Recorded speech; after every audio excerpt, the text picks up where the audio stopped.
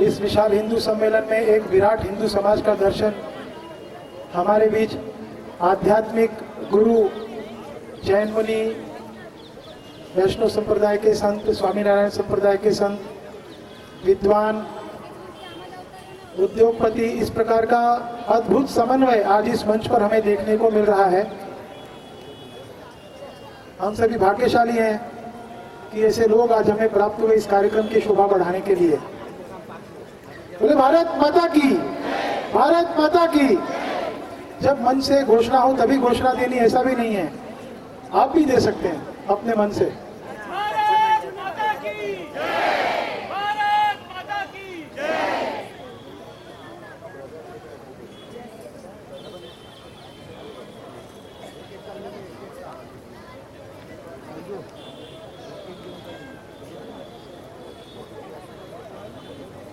सर्वप्रथम मैं हमारे बीच पूज्य आचार्य विजय दर्शन वल्लभ सूरीश्वर जी महाराज साहब हैं। मैं आपसे करबद्ध प्रार्थना करता हूं कि आप अपना आशीर्वचन हमें दें।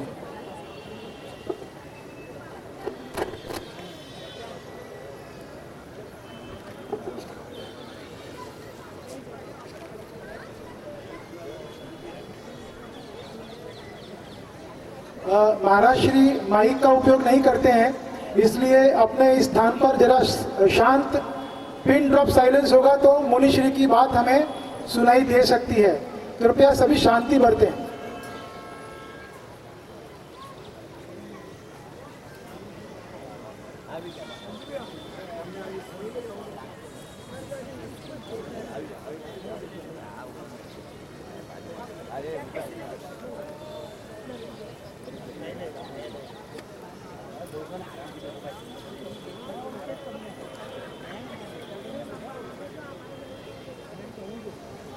शांति रखिए, तो आप तक आवाज पहुंचेगी।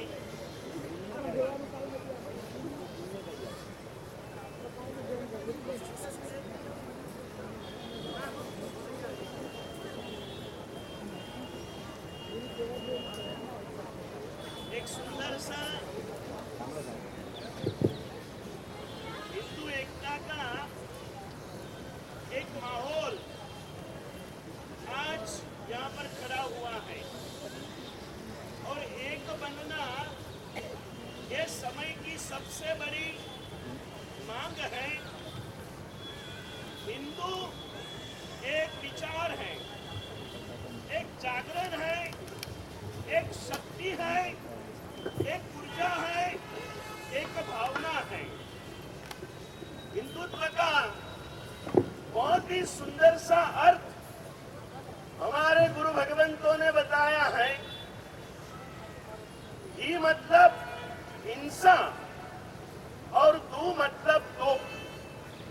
हिंसा से जिसका हृदय दुखी होता है वो ही वास्तव में हिंदू होता है। और ऐसे लोगों का संगठन, इसे हिंदू कहा जाता है। हमने हिंदुत्व को एक छोटे से लपेट के अंदर में समा दिया। हिंदुत्व वसुधैव कुटुंबकम की भावना से समृद्ध है। एक जगह पर बहुत सुंदर सी 4 पंक्तियां पढ़ने को मिली थी। आज इसे याद करने का मन होता है कि भगवान ने हमें धरती का एक टुकड़ा दिया, हमने उसे भारत और पाकिस्तान बनाया, और भगवान ने हमें इंसान बनाया, हमने उसे हिंदू और मुसलमान बनाया। ऐक्य की बातें करते हैं लेकिन आपस में बट जाते हैं। हिंदुत्व एक भावना, हिंदुस्तान की धरती में जन्मे हुए हर व्यक्ति, हम कहते हैं ना, हिंदू मुस्लिम सिख ईसाई, हम सब हैं भाई भाई। लेकिन अगर कोई भाई अपना दूसरे रास्ते पे चल जाए और अपने बंधुत्व को भूलकर अपने कुछ गलत विचारों से इस धरती को बांटने की कोशिश करे तो उसके सामने हमें भी एक बनकर रहना आवश्यक होता है।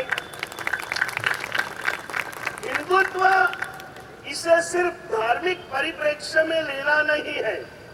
हिंदू एक संस्कृति है, हिंदू एक विचारधारा है, हिंदू एक जीवन जीने का मार्ग है। जहाँ शील है, जहाँ संस्कृति है, जहाँ राष्ट्र के प्रति प्रेम भावनाएं हैं, जहाँ अपने पवित्रता के लिए प्राणों का बलिदान देने की भावनाएं हैं, इसे हिंदुत्व कहा जाता है। ऐसे हिंदुत्व के जागरण हमें करना है। सुंदर सा ये मंच पर आज हमें बुलाने के लिए आए जैन समाज। जैन भी हिंदू है और हिंदू भी जैन है, क्योंकि हमारे यहाँ शब्दों की परिभाषा की जाती है। हिंसा से दुखी वो हिंदू, और जैन की भाषा है जीव मात्र से प्यार करे वो जैन होता है। हमें प्रेम की परिभाषा सीखना है। जरूरत है दुश्मन को भी दिल से चाहे, ऐसा दिल राम ने हमें दिया है। लेकिन कोई निष्कारण दुश्मनी करके हमारे शील, संस्कृति, संस्कार और सदाचारों पर आक्रमण करे तो दो शब्द होते हैं, एक खुन्नस होता है और एक सत्व होता है। खुन्नस सदा के लिए मारक है और हिम्मत ये सदा के लिए आवश्यक है। किसी के भी साथ लड़ो, खुन्नस से मत लड़ो, हिम्मत से लड़ना चाहिए। और ये हिम्मत हमें अपने आप में संकलित करना है। सुंदर सा स्टेज प्रोग्राम आधे घंटे का देखा। मॉडर्न आर्ट वालों ने जो कुछ बताया और बताया कि जिहाद के पंथ पर हमारी लड़कियां, शब्द आप बोलिए, हमारी बहनें, हमारी बेटियां जा रही है, उन्हें लेकर कोई उठा नहीं जा रहा, क्योंकि स्टेज पर हम अच्छा परफॉर्मेंस देते हैं। दो प्रकार के लाइफ है, रियल लाइफ और रियल लाइफ। ये रियल लाइफ है, यहाँ से बाहर पूरा रियल लाइफ चालू होता है। जो सात्विकता हमारी इस बहनों ने इस स्टेज पर बताई, ये सात्विकता हम सभी को अपने जीवन में ग्रहण करना है। हिंदुत्व का यही वास्तविक संदेश है, यही अर्थ है। और कोई भी कार्य अकेला आदमी कर नहीं सकता, इसीलिए एक संगठन होना चाहिए।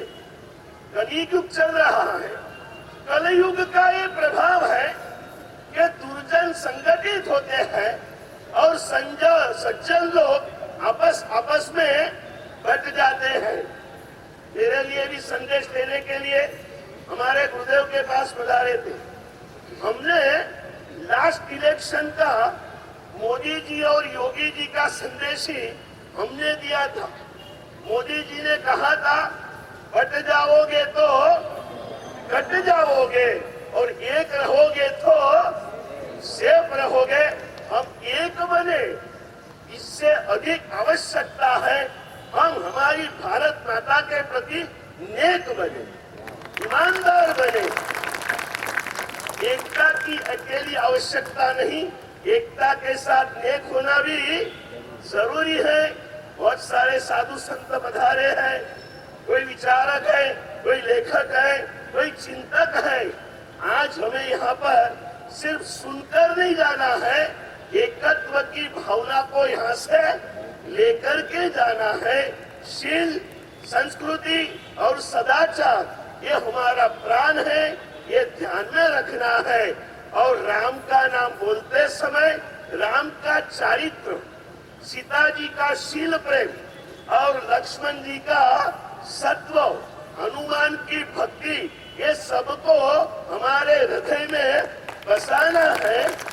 और ये सारों के साथ बुद्ध की दया, महावीर की करुणा को भी हमें अपने हृदय में बसाना है। ऐसा कुछ यहाँ से प्राप्त करके हम जाए, इतने ही मंगल आशीर्वाद है।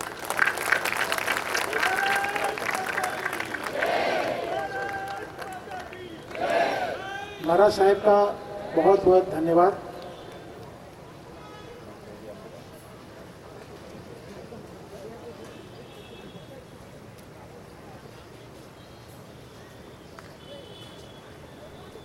सूर्य पहले इन्हें अपने निवास स्थान पर पहुंचना होता है और इतना ओजपूर्ण प्रवचन आपने दिया, इसके लिए आपका बहुत बहुत धन्यवाद मुनीश जी। अब मैं आज के जो अपने कार्यक्रम के अध्यक्ष हैं रमेश भाई से निवेदन करता हूं कि वे हमारे बीच जगत गुरु श्री वल्लभाचार्य प्रज्ञात पीठ गादीपति सोमयागी दीक्षित परम पूज्य गोस्वामी श्री द्वारकेश लाल जी महाराज श्री का आप स्वागत करें।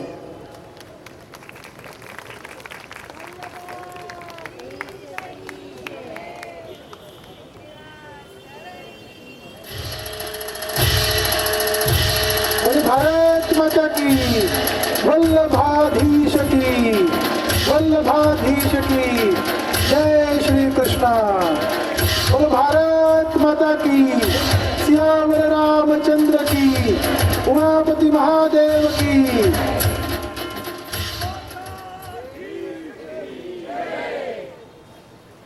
अब मैं महाराज श्री से निवेदन करता हूं कि वे अपना आशीर्वचन यहाँ उपस्थित जन समुदाय को दें।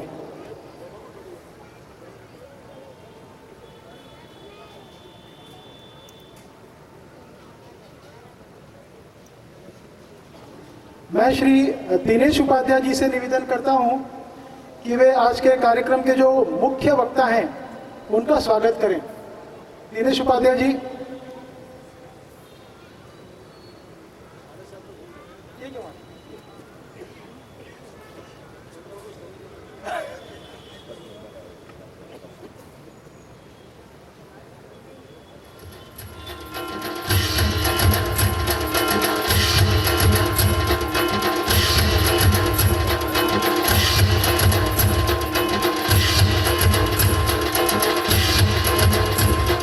रूपेश भाई से निवेदन है कि वे श्री प्रकाश जी का स्वागत करें।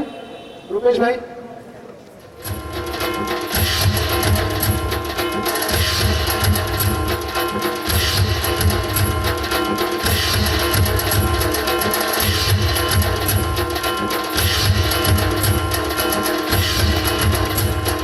श्री श्याम जी व्यास से निवेदन है कि वे फकीर चंद जी का स्वागत करें।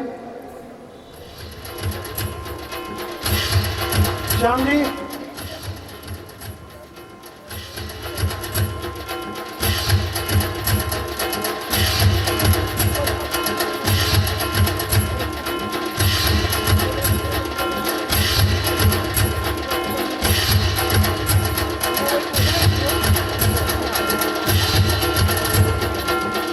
भारत माता की, भारत माता की।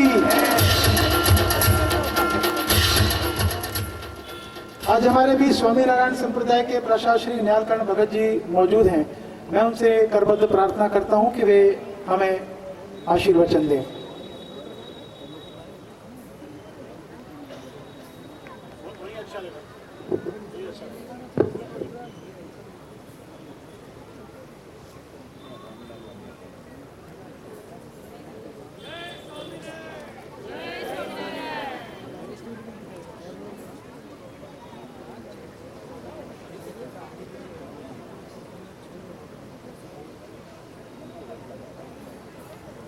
वक्रतुंड महाकाय सुरकोटि समर्भ निर्विघ्नं कुरु मे देवा सर्वकार्येषु सर्वदा।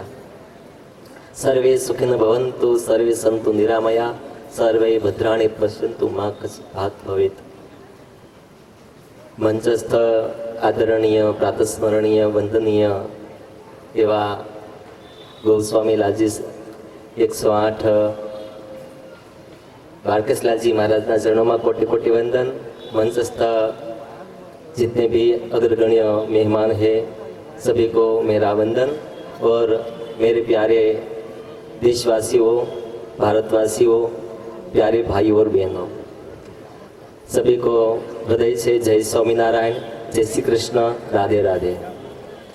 भारत माता की वंदे। अभी तो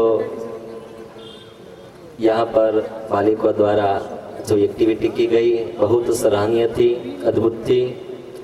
उसमें जो शौर्य का जो हमें एहसास हुआ, एक पंक्ति हमारे देश के लिए, बालिका और बालक के लिए बोली जाती है, चंदन है जिस देश की मिट्टी, तपो भूमि हर गाँव, यहाँ की हर हर बालिका देवी की प्रतिमा है, बच्चे बच्चे राम।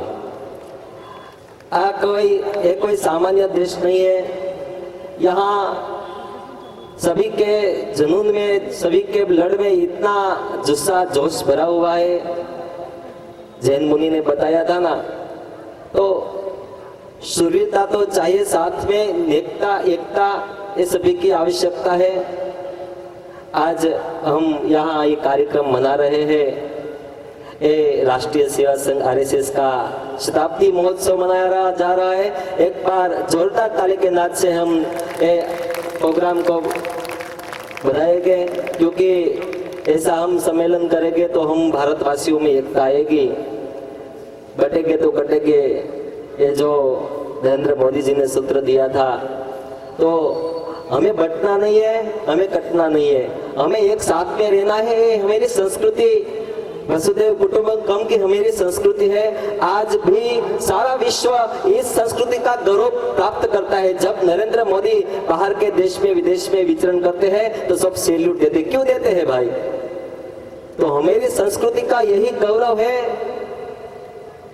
स्वामी विवेकानंद ने जिन्हें जब शिकागो की कॉन्फ्रेंस में जब पहला शब्द बोला था, माय डियर सिस्टर, भाइयों एवं बहनों, इतना ही शब्द सभी के हृदय में अत्यंत गहरे उतर गए। क्यों?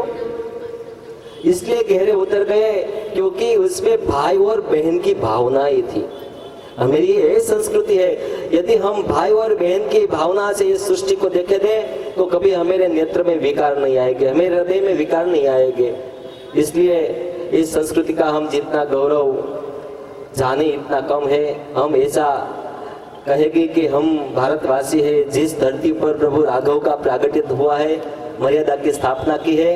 इतना ही नहीं, प्रभु ने मर्यादा की स्थापना तो की, बल्कि रावण जैसे दुरांश को भी वध किया है। यही बताता है कि जहाँ जहाँ जैसी जैसी आवश्यकता है वैसा वैसा कार्य अवश्य करना ही करना है।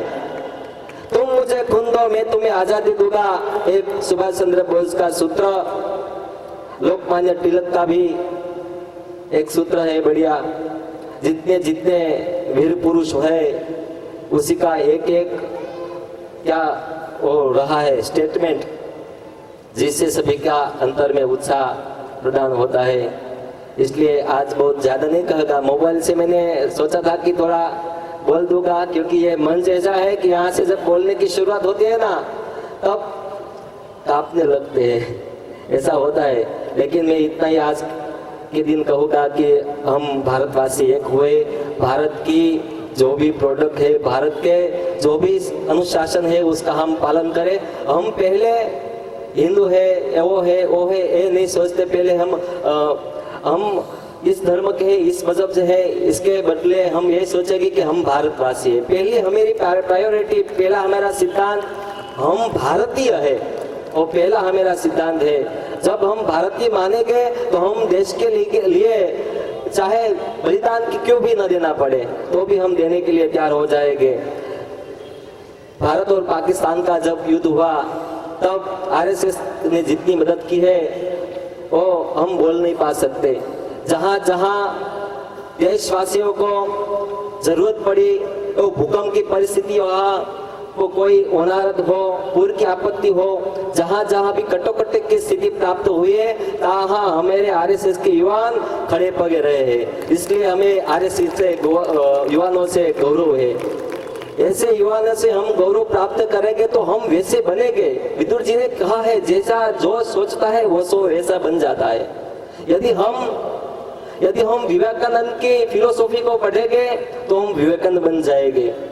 यदि हम प्रभु राघव की विचारधारा को पढ़ेंगे, बालकृष्ण प्रभु लाल की विचारधारा को पढ़ेंगे, इसका मतलब ये नहीं कि हम भगवान बन जाएंगे। ये सोचना है कि हम भगवान नहीं बनेंगे, लेकिन भगवान का स्वरूप, भगवान में जो सामर्थ्य है उसका अंश तो हमें प्राप्त होगा, क्योंकि हम उसका शरणागत हुए हैं। उसका जो गुण धर्म है, उसका भगवान का जो गुण है वो हमें एक्सेप्ट किया है, तो हम रावण जैसे असुरों को भी मारने के लिए तैयार हो जाएंगे। कंस जैसे असुरों को मारने के लिए तैयार हो जाएंगे। ऐसे जितने भी विधर्मी है आज के समय में, हम आरएसएस की बात इसलिए कर रहे हैं कि आज के समय में आरएसएस ने जितना धर्मांतरण रोकने का प्रयत्न किया है, इतना किसी मन से नहीं हुआ है। इसलिए आरएसएस एक बढ़िया संघ है, हम उनको जितना सपोर्ट दे उतना कम है। मैं एक देश 1962 का जो युद्ध, कारगिल युद्ध बोला जाता है, क्या बोला जाता है आपको पता होगा?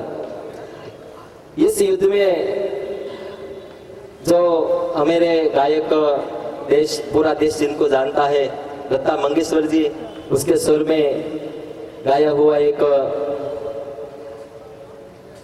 ए मेरे वतन के लोगों तुम खूब लगा लो नारा, ये शुभ दिन है हम सबका, लहरा दो तिरंगा प्यारा, पर मत भूलो सीमा पर वीरों ने प्राण गवाए, कुछ याद उन्हें भी कर लो, कुछ याद उन्हें भी कर लो, जो लौट के घर पर ना आए, जो लौट के घर पर ना आए।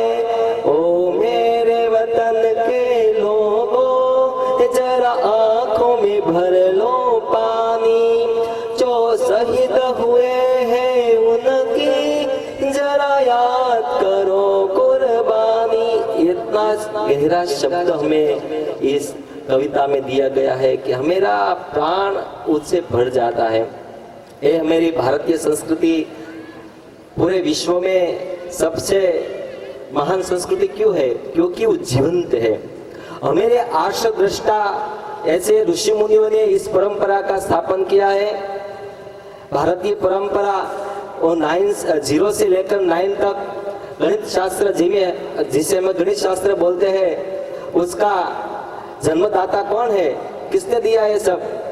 आज हम फॉरेनरों को, विदेशी को प्रमोट करते हैं कि बोलते हैं कि उसने किया। नहीं, ये हमारा ज्योतिष शास्त्र इतना पुराना है, हमारा पंचांग इतना पुराना है कि आज तक जहां जिस तिथि पर जिस योग का मिलन होता है वही हो रहा है।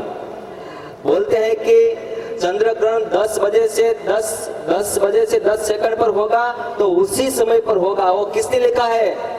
हमारे आर्ष दृष्टा ऐसे ऋषि मुनियों ने हमें पंचांग दिया है। जितने भी ग्रह नक्षत्र आकाश मंडल में गति कर रहे हैं, ये सब विज्ञान किसने दिया है? तो हमारे ऋषि मुनियों दिया है। इसलिए हमारी ये भारतीय संस्कृति से आगे कोई संस्कृति है ही नहीं। हमारी भारतीय संस्कृति सबसे महान संस्कृति है। इस संस्कृति का हमें गौरव लेना चाहिए। जो शहीद हुए उनकी जरा याद करो कुर्बानी, जो घायल हुआ हिमालय खतरे में पड़ी आजादी, जब तक थी सांस लड़े हो तब तक भी सांस लड़े हो, जहां तक प्राण था शरीर में तब तक लड़े। कितनी खुमारी होगी उस वीर योद्धाओं में। झांसी की रानी लक्ष्मीबाई अपना एक संतान पीठ पर रखकर वो लड़ी। एक नारी में कितनी शक्ति है। नारी तो नारायणी। अभी 10 मिनट मेरी पूरी हो गई है, लेकिन मेरी सभी से यही निवेदना है, प्रार्थना है कि मैंने थोड़ा ज्यादा बोल दिया हो तो आप क्षमा करना। लेकिन इतना कहूँगा कि हम एक बनकर रहेंगे, एक बनकर रहेंगे और एक बनकर रहेंगे। एक साथ चलेंगे। सम गतित्वम सम वदतम सम गो मानासी जानतम। आ वेदનું સૂત્ર છે। બધાએ સાથે રહી અને ગતિ કરવાની છે, સાથે રહીને વંદન કરવાના, સાથે રહીને પ્રાર્થના કરવાની, સાથે રહીને સર્વ કાર્ય કરવાના છે. જ્યારે આપણે બધા જ કાર્યો સાથે રહીને કરશું ત્યારે વસુદેવ કુટુંબકમની જે ભાવના, આપણો જે ઊંડા વિચાર છે ઓટોમેટિક જ સ્થાપિત થઈ જાય છે. અને સ્થાપિત કરવા માટે પ્રયત્ન કરવા પડશે નહીં. એટલે આવું સરસ આયોજન આરએસએસ દ્વારા થયું છે. તો અમારે આરએસએસ અહીંયાના મારવે રોડ, આદર્શ અને નરસિંહ લેંગ એમના યુવાનોએ આદર્શ આયોજન કર્યું છે. એમને એકવાર જોરદાર નાદથી બધા લઈએ. અહીંયા હું મારી વાણીને વિરામ આપું છું. જય સ્વામિનારાયણ, જય શ્રી કૃષ્ણ, રાધે રાધે. એક નાથ બોલ દે. ભારત માતા કી જય હિન્દ, જય ભારત, વંદે સ્વામિનારાયણ.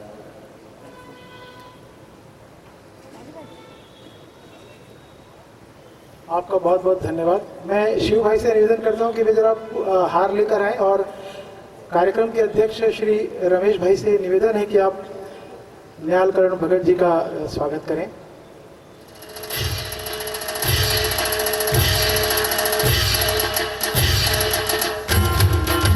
भारत माता की वंदे वंदे वंदे.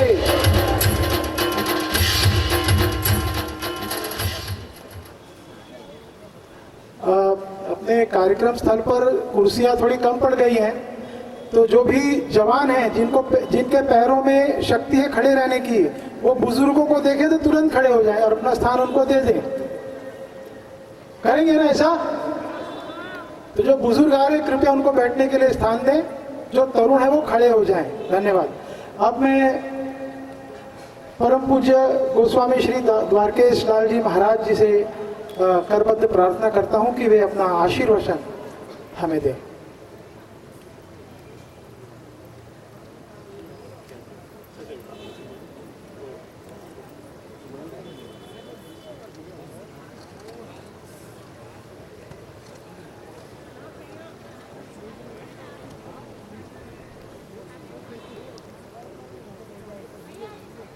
रत्नाकरे ददौ पादं हिमालय किरीटिनीं ब्रह्मराजर्षिरत्नायां वंदे भारत मातरम. भारत माता की वंदे. मंच पर विराजे हुए सभी धर्म पुरुष, कलिमल हरण संत चरण, राजस्व मंच से पधारे हुए आप सभी अतिथिजन, आप सभी मेरे कुटुंबीजन, मेरे स्वजन, सबसे प्रथम तो राष्ट्रीय स्वयंसेवक संघ के शताब्दी वर्ष पर मैं आप सभी को बहुत बहुत अभिनंदन और धन्यवाद देता हूं. समग्र वर्ष में विश्व हिंदू परिषद और राष्ट्रीय स्वयंसेवक संघ के द्वारा हम सभी सनातनी हिंदू भाई बहनों को एकत्र करने के अनेक विध कार्यक्रम हो रहे हैं. बड़ा सराहनीय है. देखिए, हमारा सौभाग्य है कि इस भारत की भूमि में एक दिव्य परंपरा में हमारा जन्म हुआ है. किसी ने इस भूमि को बड़ा सराहा है. आ माटीनी लीला न्यारी छे, ईश्वर ने पण खेचे छे. अवतारो लईने प्रभु प्रेम थी रमवा दौड़ी आवे छे. आ नात जुदी, आ जात जुदी, अहीनी तो सगड़ी बात जुदी. आ माटी ने माथे ल्यो भाई, आ माटी की सुवास जुदी. भगवान ने भी अपने अवतार प्रकट करने के लिए इस भारत की भूमि का चयन किया है. देवता भी भारतवर्ष में उत्पन्न होने वाले मनुष्यों के गुण गाते हैं. एतदेव हि गायन्ति अहो अमीशां किमकारी शोभनं प्रसन्न एषां सिद्ध स्वयं श्रीहरि ये जन्म लब्धम ऋषु भारताजिरे मुकुंद शिवो पथिकम सुहानी न. देवता भी कहते हैं कि जिन मनुष्य को इस भारत में जन्म मिला है उन्होंने ऐसा क्या पुण्य किया है. हमें भी उनकी ईर्ष्या होती है. यदि हमारे भी कई जन्मों के पुण्य कर्मों का उदय हो तो हम प्रभु से प्रार्थना करते हैं कि हमको भी इस भारतवर्ष की भूमि में अवतार मिले.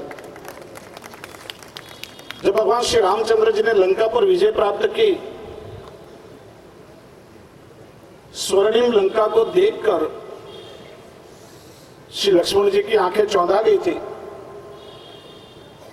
तब भगवान श्री रामचंद्र जी कहा, अपि स्वर्णमयी लंका न मे लक्षण रोच्यते, जननी जन्मभूमिश्च स्वर्गादपि गरिष्यति।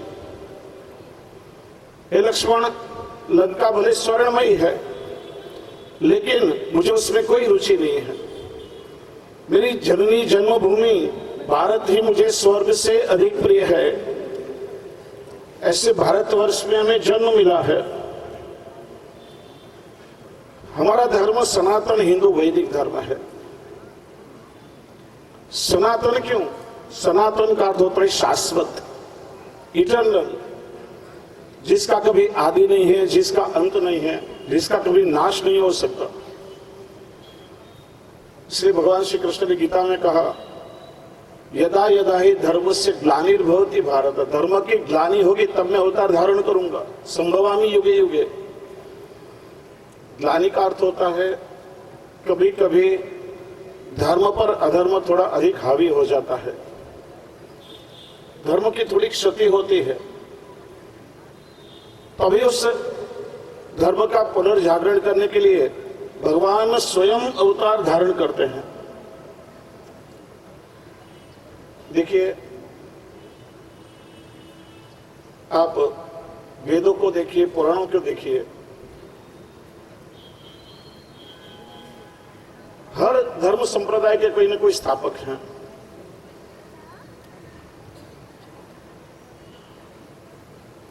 जीसस क्राइस्ट के पहले क्रिश्चियन नहीं थे। मोहम्मद पैगंबर साहिब के पहले इस्लाम धर्म नहीं था। गुरु नानक जी के पहले सिख नहीं थे। कार्ल मार्क्स के पहले वामपंथी नहीं थे।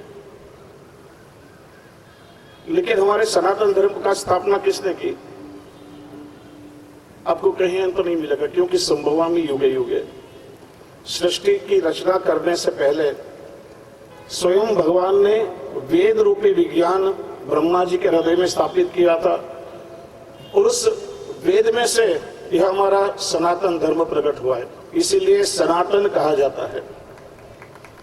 कहीं आपको इसका छोड़ नहीं मिलेगा।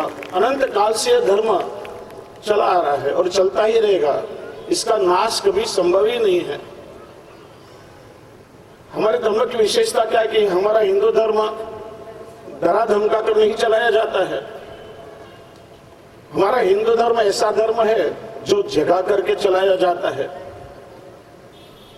ईश्वर कोई एक जगह पर बैठा हुआ राजा नहीं है, बल्कि कहा गया है तत्वम असि, ईश्वर ही सर्वोपरि है, ईश्वर ही परम तत्व है। हमारे हिंदू धर्म में सवाल करना पाप नहीं है, बल्कि ज्ञान को ही धर्म का प्रथम चरण माना गया है। हमारा हिंदू धर्म केवल कोई किताब से नहीं चलता, बल्कि हमारा हिंदू धर्म अनुभव से चलता है।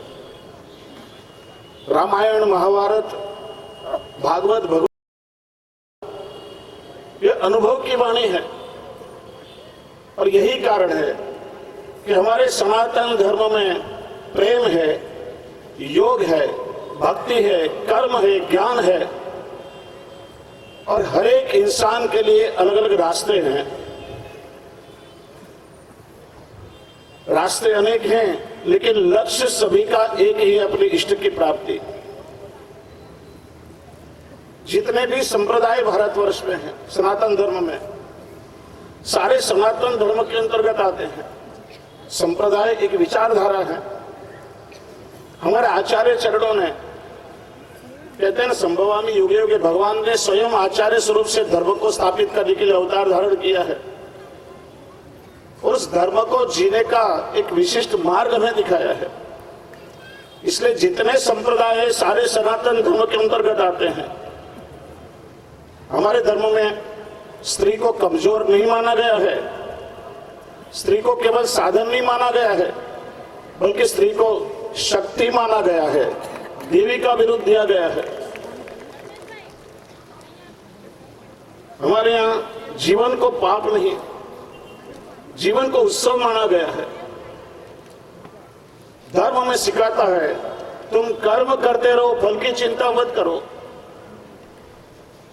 हमारा हिंदू धर्म कभी किसी का धर्मांतरण नहीं कराता है, लेकिन हिंदू धर्म केवल मनुष्य की चेतना को परिवर्तित करता है। हिंदू धर्म केवल तुम्हें अनुयायी नहीं बनाता, लेकिन हिंदू धर्म हमें एक जागरूक इंसान बनाता है।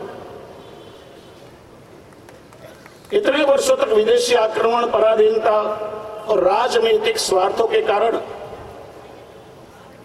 हमारे देश को बड़ी क्षति हुई है।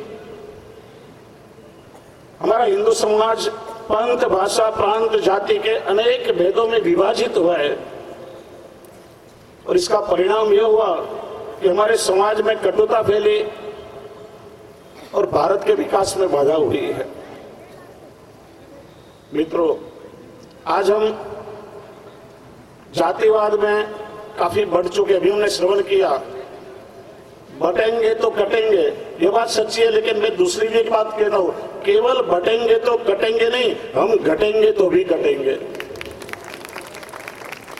आज एक वेस्टर्न कल्चर की जो विचारधारा चली आ रही है,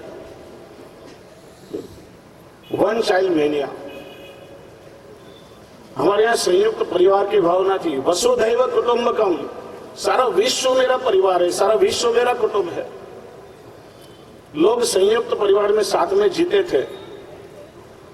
उसके बाद में एक विचारधारा आई, हम दो हमारे दो। आज हमारी बेटियां 30-35 वर्ष तक शादियां नहीं करती है और एक वेस्टर्न विचारधारा दिमाग में घुसी हुई, बस केवल एक बालक या बालिका हो, कुछ भी, एक ही बच्चा चाहिए। अब आप सोचिए, हमें एक बालक होगा, उससे एक बालक होगा, तीसरी पीढ़ी में भाई बहन, भाभी, चाचा चाची, बुआ, मामा मामी, कोई रिश्ते का उसे पता नहीं चलेगा। सारे ब्रह्मांड में उसका कोई ब्लड रिलेटिव नहीं होगा। तो आंसू सारने के लिए उसको कोई कंधा नहीं मिलेगा। आज लाखों यंगस्टर्स यूरोप में डिप्रेशन में जी रहे हैं और ऐसी स्थिति में हमारा क्या होगा? यूक्रेन, रशिया, इजराइल, गाजा की लड़ाई से हमें थोड़ा बहुत लेना चाहिए। 20 लाख यूक्रेनियन भाग्यशाली थे कि यूरोप के देशों ने उनको आश्रय दिया। आज गाजा पट्टी वालों की यह दशा है कि उनके ही मजहब के लोग उनका हाथ पकड़ने के लिए तैयार नहीं है। जिस दिन हम लोग लघुमती में आए, माइनॉरिटी में आ गए, क्या दशा होगी? नीचे समुद्र है, माथे पर हिमालय है, पाकिस्तान, चाइना और बांग्लादेश की बॉर्डर है। हमारे घर जलते हुए देखने पड़ेंगे, लूटते हुए देखने पड़ेंगे। बहन बेटियों की आबरू को हम नहीं बचा सकेंगे। परिवार के स्वजनों के मस्तक कटते हुए देखना पड़ेगा। यदि हम एक नहीं हुए, संगठित नहीं हुए, कोई हमें बचा नहीं सकता है। और दुख की बात यह है, सबसे बड़ी, विधर्मियों से ज्यादा हम लोगों को हिंदू गद्दारों का सबसे ज्यादा भय अधिक है। हमारे देश में जयचंदों की भी कमी नहीं है।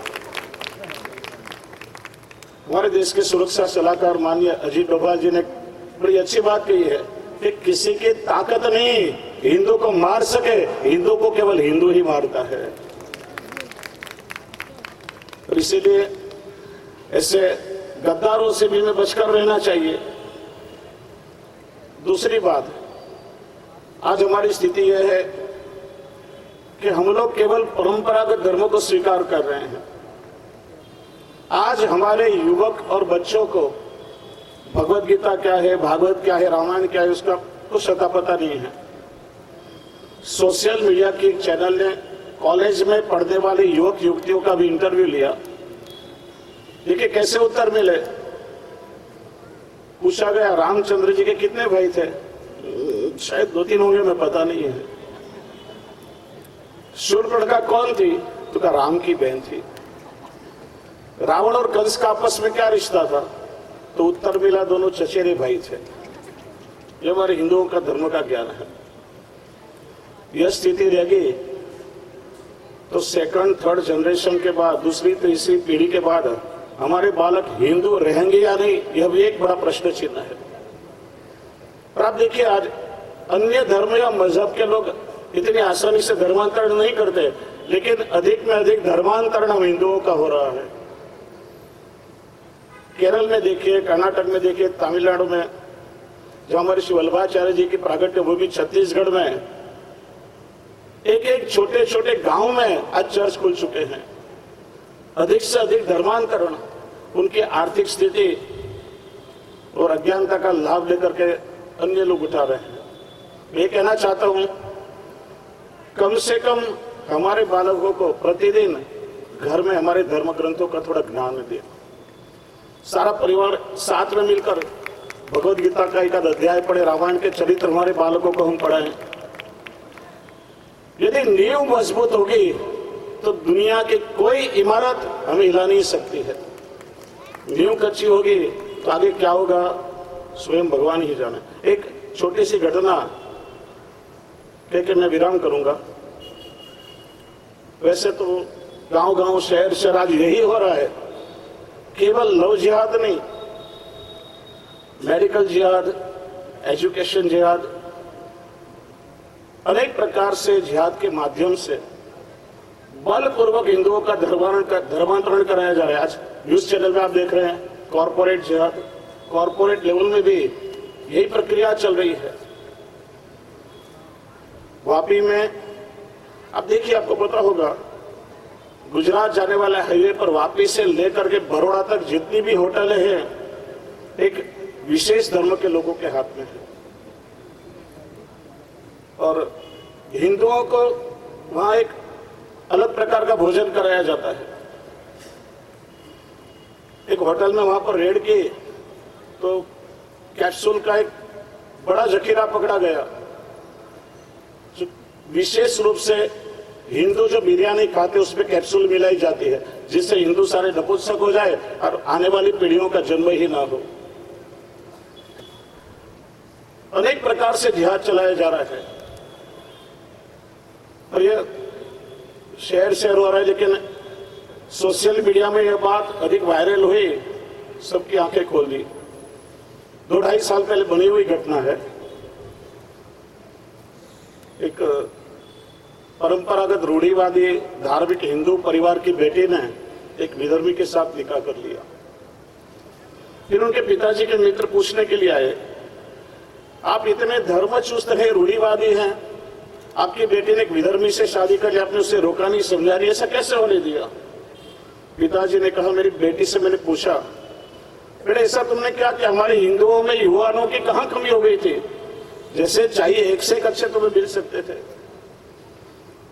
जिस मजहब परंपरा रीति रिवाजों को हमसे कुछ लेना देना नहीं, बिल्कुल विपरीत सारी परंपरा, तो वह कैसे जी सकोगी? तब बेटी ने जो उत्तर दिया, हर एक माँ बाप को सोचना चाहिए, विचारना चाहिए। बेटी ने कहा, पिताजी 1 वर्ष से उस युवक के साथ में प्रेम में थी, लेकिन लव जिहाद कैसे होता है? 1 वर्ष में उसने मुझे कुरान के कलमे आयात सब सिखलाए, नमाज पढ़ना सिखाया, कई सारी बातें मुझे जानने मिली। कॉलेज से पढ़कर जब मैं घर आती थी तो वो और मम्मी हमेशा लड़ते झगड़ते रहते थे। घर में कभी भी मुझे प्यार दुलार नहीं मिला। मन में कई प्रश्न सताते थे। कभी भी पास में बैठा करके मेरे प्रश्नों का समाधान पिताजी आपने नहीं दिया। उसके घर में मेरा बड़ा समाधान हुआ, मुझे शांति मिली और सोच समझ करके धर्मांतरण करके मैंने उसके साथ निकाह कर लिया। लेकिन एक प्रश्न का उत्तर आप दें कि आपने मुझे ऐसा क्या सिखाया?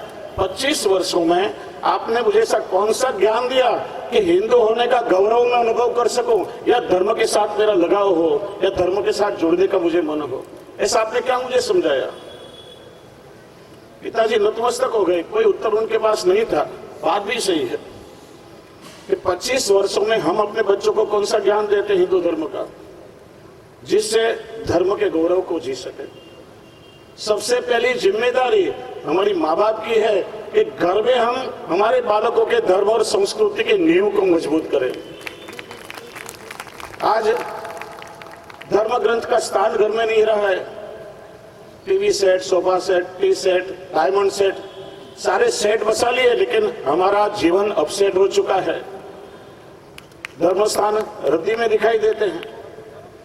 घर में धर्म ग्रंथ बसाइए, बालकों को धर्म का ज्ञान दीजिए, उनकी नींव मजबूत कीजिए। नींव यदि मजबूत होगी तो किसी की ताकत नहीं है कि उसे विचलित कर सके।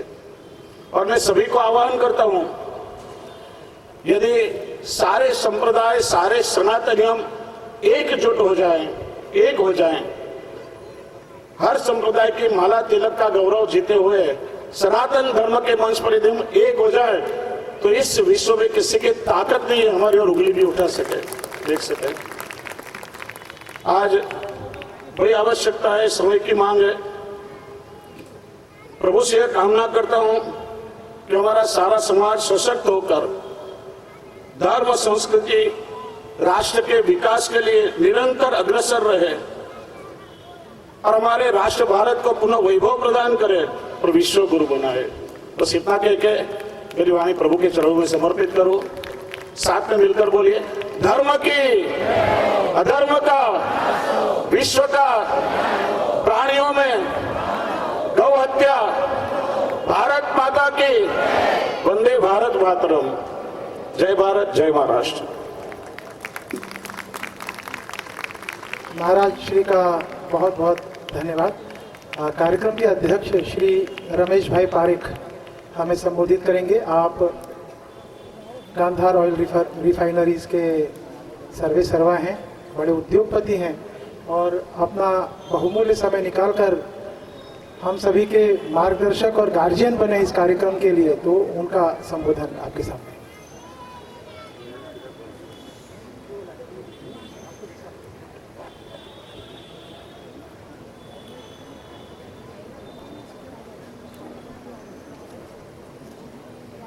मंच पर विराजित माननीय अतिथिगण, हमारे श्री पूज्य स्वामी 108 वल्लभाधीश और अन्य महानुभाव, भाइयों बहनों, I will speak in English. It is an honor to be part of this Hindu Sammelan.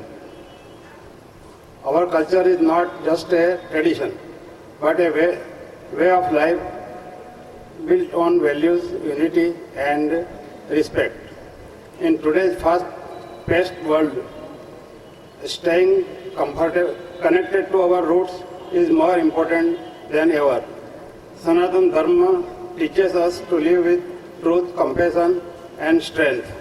This gathering reminds us of the power of the coming together as one community and preserving our rich heritage. Let us take pride in our identifying and pass these values on the future generations. I congratulate the organizers, RSS and Vishwa Hindu Parishad for this wonderful initiative. Thank you. Jai Shri Krishna. Jai Shri Ram.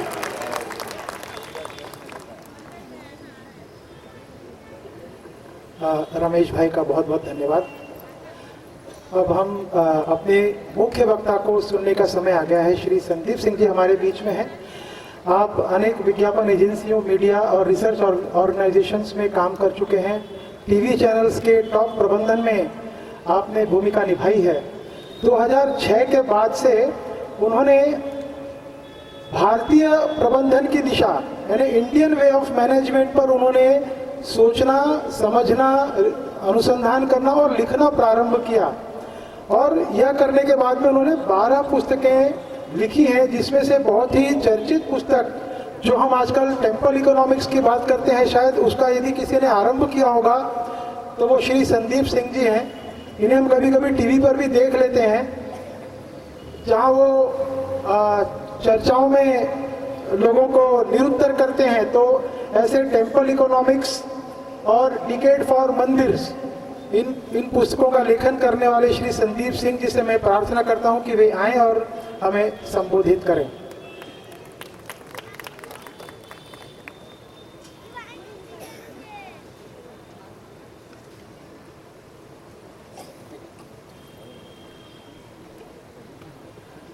माँ सरस्वती की चरण वंदना। अक्षय तृतीया और परशुराम जयंती की सबको शुभकामनाएं। मंच पर विराजमान साधु संतों को चरण स्पर्श। विराट हिंदू सम्मेलन के आयोजक सकल हिंदू समाज का धन्यवाद। आदरणीय मंच और सम्मानित श्रोतागण, आप सब हिंदू शब्द सुनकर भी इतनी बड़ी संख्या में आए, ये बड़ा हर्ष का विषय है और इसके लिए आप अपने आप के लिए जोरदार तालियां बजाइए। मैं अगले 20-25 मिनट, जैसा कहा गया है 25-30 मिनट अपने विचार रखूंगा, कुछ मीठी कुछ कड़वी, इसलिए कि दोनों जरूरी है। मैं हिंदू शब्द से शुरू करता हूं। किसी को हतोत्साहित करना हो, निराश करना हो, तो आप उसके नाम का मजाक उड़ा दीजिए, उसके कहिए कि तुम्हारा नाम बेकार है, तुम्हारा नाम अच्छा नहीं है। ऐसा कुछ हम हिंदुओं के साथ भी हुआ। हम जब स्कूल से पढ़ना शुरू किए, और आज भी यह पढ़ाया जाता है कि सिंधु नदी पे जब पश्चिम से लोग आए तो उन्होंने कहा कि यहाँ जो रहते हैं वो सिंध वाले हुए, लेकिन उनसे स नहीं बोला जाता था, उनसे ह बोला गया, इसलिए वो हिंदू हो गए और इसलिए हमारा नाम हिंदू है। बड़ी आश्चर्य की बात कि सिंधु नदी को आज भी सिंधु कहा जाता है, लेकिन और सिंध जो पाकिस्तान में आज भी सिंध है, वो हिंद क्यों नहीं हुआ और वो नदी हिंदू नदी क्यों नहीं हुई, ये सवाल कोई नहीं पूछता है। आप भारत के पश्चिम में जाएं, अरब से लेकर यूरोप तक कई सारे देश हैं जिनका नाम 100 से शुरू होता है, कई सारे शहर हैं जिनका नाम 100 से शुरू होता है, कई सारे शब्द हैं जो 100 से शुरू होता है। तो हमने बिना कुछ सवाल पूछे ये चीज़ आत्मसात कर लिया और आज भी बच्चों को पढ़ाया जाता है। सच्चाई ये है कि हमारा नाम हमारे पूर्वजों ने ही रखा। हमने एक और विद्वान को अभी कुछ दिन पहले सुना, उन्होंने कहा कि अपना नाम कौन रखता है, दूसरे ही ने रखा होगा। तो साहब, बच्चों का व्यक्ति का नाम और देश तथा धर्म के नाम रखने में अंतर होता है। पाकिस्तान का नाम किसी और ने नहीं रखा, वहाँ के रहने वालों ने रखा। बांग्लादेश का नाम किसी और ने नहीं रखा, वहाँ के रहने वालों ने रखा। तो सबसे पहले तो ये बहुत क्लियर होना चाहिए कि हमारा हिंदू नाम हमारे पूर्वजों ने रखा है, किसी विदेशी ने नहीं रखा है। दूसरी चीज़ एक और ध्यान में आई कि कुछ वर्षों पहले हिंदू और हिंदुत्व शब्द की आलोचना होने लगी, तो कुछ लोग फटाफट अपने आप को सनातनी कहने लगे। सनातनी शब्द से विरोध नहीं है, हिंदू दबा के सनातन, हिंदू छिपा के सनातन कहने से आपत्ति है, क्योंकि वो भागना है। कुछ लोग जनसंख्या कहीं से कम होती है तो वहां से भाग जाते हैं, कोई मोहल्ला छोड़ देता है, कोई देश छोड़ देता है। लेकिन अगर आपने कुछ वर्षों से देखा होगा तो जो विदेशों में हिंदू रह रहे हैं उनकी भी पिटाई वहाँ हो रही है, क्योंकि वो हिंदू हैं। तो भागना समाधान नहीं है, डट के खड़े रहना और लड़ना बहुत ज़रूरी है। तमिलनाडु में अगर आप देखेंगे तो वहाँ से भी जो पढ़ा लिखा वर्ग था तमिलनाडु से बाहर गया, ज़्यादातर विदेश गया, लेकिन कुछ हिंदू वहाँ डटे रहे। उन्होंने मंदिरों की लड़ाई शुरू की, और अगर आप मीडिया फॉलो करते हैं तो धीरे धीरे आज वहाँ कोर्टों में मंदिरों के लिए वो लड़ाई अपनी जीत रहे हैं। आप मुझसे कह सकते हैं कि कहना आसान है, जीना मुश्किल। मैं आपको एक बात दावे के साथ बता सकता हूँ कि मैं अपने हिस्से की ज़मीनी लड़ाई बखूबी पिछले 5 साल से लड़ रहा हूँ। कुछ पंक्तियों को हमें सदैव याद रखना चाहिए जो हम कुछ दिनों से भूल चुके हैं। पंजाबी में जो 2 लाइनें हैं, पहली, सूरा सो पहचानिए जो लड़े दीन के हेत, पुर्जा पुर्जा कट मरे कभी ना छड्डे खेत। तो भागना समाधान नहीं है, मौत अंत है नहीं तो मौत से भी क्यों डरें, ये जाके आसमान में दहाड़ दो। गाने की लाइन आपने सुनी होगी। ये 2 लाइनें बहुत चीज़ बताती हैं हमको। पहली बात कि हम हिंदुओं को नहीं भूलना चाहिए कि हमारा पुनर्जन्म होता है, बाकियों का नहीं होता है उनके धर्म के हिसाब से। तो मृत्यु भय की चीज़ नहीं है। आप अभिमन्यु को पढ़िए, आप परमवीर चक्र विजेताओं की जीवनियाँ पढ़िए, महावीर चक्र, आपको समझ में आएगा कि मृत्यु डरने की चीज़ नहीं है, उसको पूरे जोश से आलिंगन करने की चीज़ होती है। दूसरी बात, भगवान सिर्फ हमारे होते हैं, बाकी धर्मों में या तो भगवान के पुत्र हैं या भगवान के संदेशवाहक हैं। तो सिर्फ हमारे भगवान भगवान है इस दुनिया में। तीसरी चीज, भगवत गीता को बहुत गलत समझा दिया लोगों ने कि सिर्फ शांति का ग्रंथ है। भगवत गीता ये कहता है कि विधर्मी की सबसे विभत्स तरीके से हत्या करके शांति की स्थापना करो। तो विभत्स तरीके से विधर्मी की हत्या को हम भूल गए और इस बात का खामियाजा हम भुगत रहे हैं। तो हमें वो याद करने की ज़रूरत है। और एक आखिरी चीज़ जो हमें याद रखनी चाहिए कि न्याय और शांति के लिए की गई हिंसा धर्म है। ये बात कभी नहीं भूलनी चाहिए। अब कुछ घटनाएं जो आसपास हमारे जीवन में घटित हो रही हैं, मैं उसकी उठाता हूँ। आप सबने सुना होगा 10 मार्च को TCS नासिक में जो घटना हुई, 10 मार्च को वो जनता के सामने आई। शुरू में भारतीय मीडिया को बहुत झिझक रही TCS का नाम लेने में भी। आज भी सब मीडिया कहना नहीं चाहते कि वहाँ क्या घटना घटी। धीरे धीरे लोगों को मामला समझ में आया, चर्चा में आया। इसके साथ एक और घटना घटी। 10 मार्च को ही नोएडा में कुछ कंपनियों में तनख्वाह को लेकर मारपीट शुरू हुई। वो हिंसा इतनी भड़की कि आगजनी पे उतर आई, पुलिस को फोर्स का यूज करना पड़ा। ये अपने आप नहीं भड़की थी हिंसा नोएडा में, वो TCS नासिक में जो हुआ था उससे ध्यान भटकाने की कोशिश थी।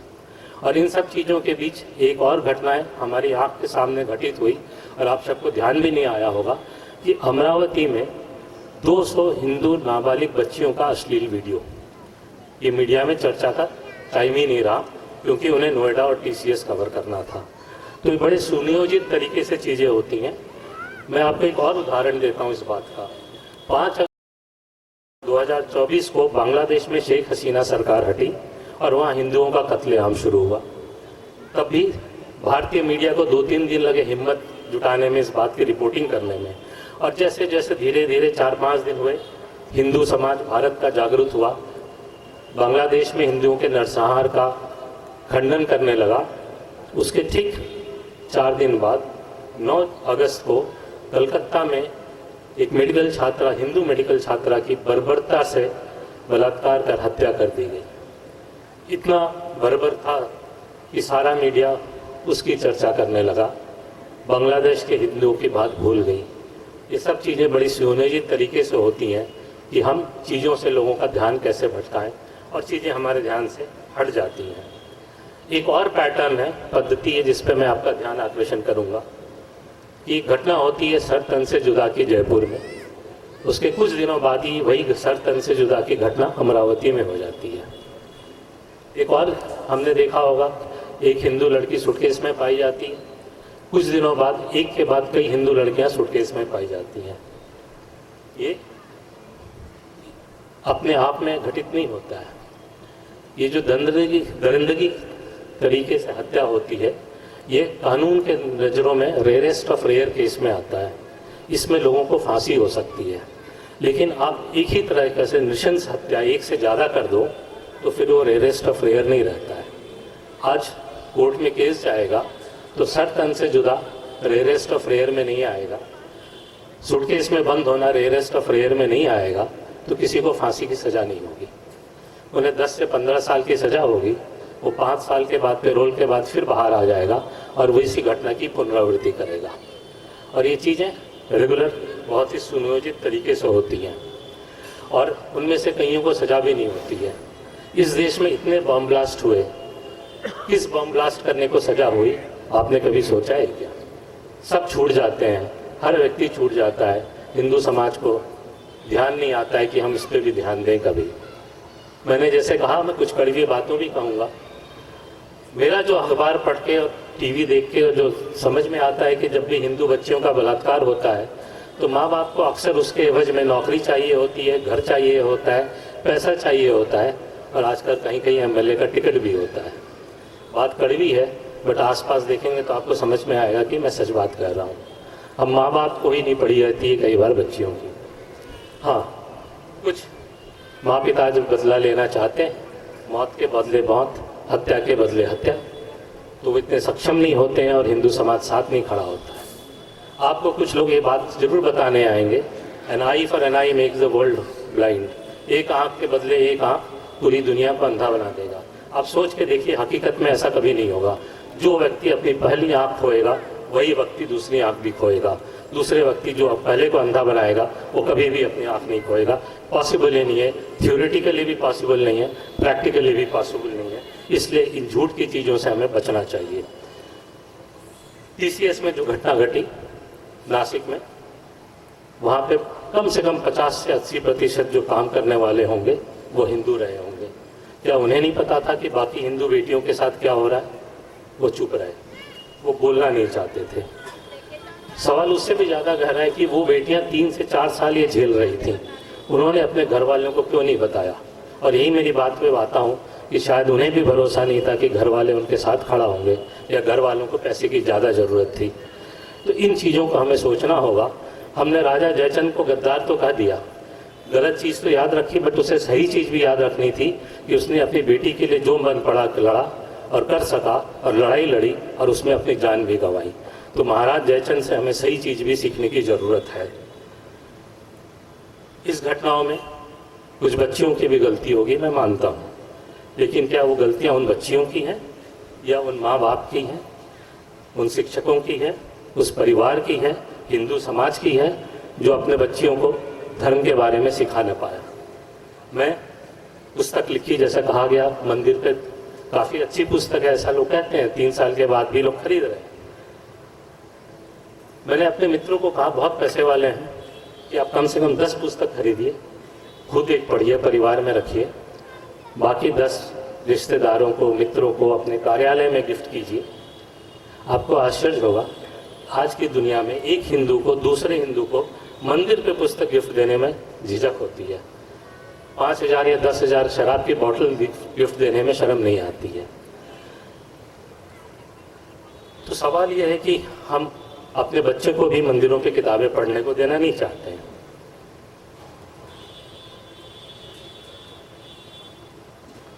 कई माँ बाप को लगता है कि हम तो घर में पूजा कर रहे हैं, बच्चा देख रहा है हमें पूजा करता हुआ, तो वो धर्म समझ रहा है।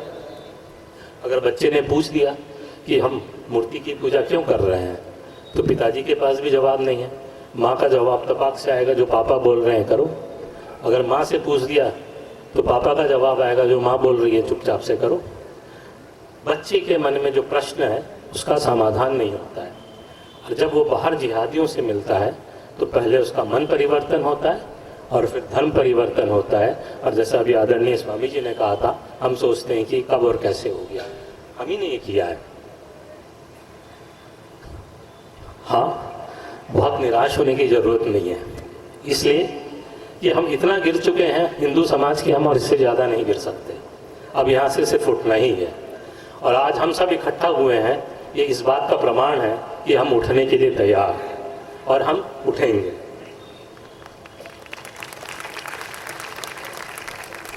सवाल है कि उठने के लिए करना क्या है।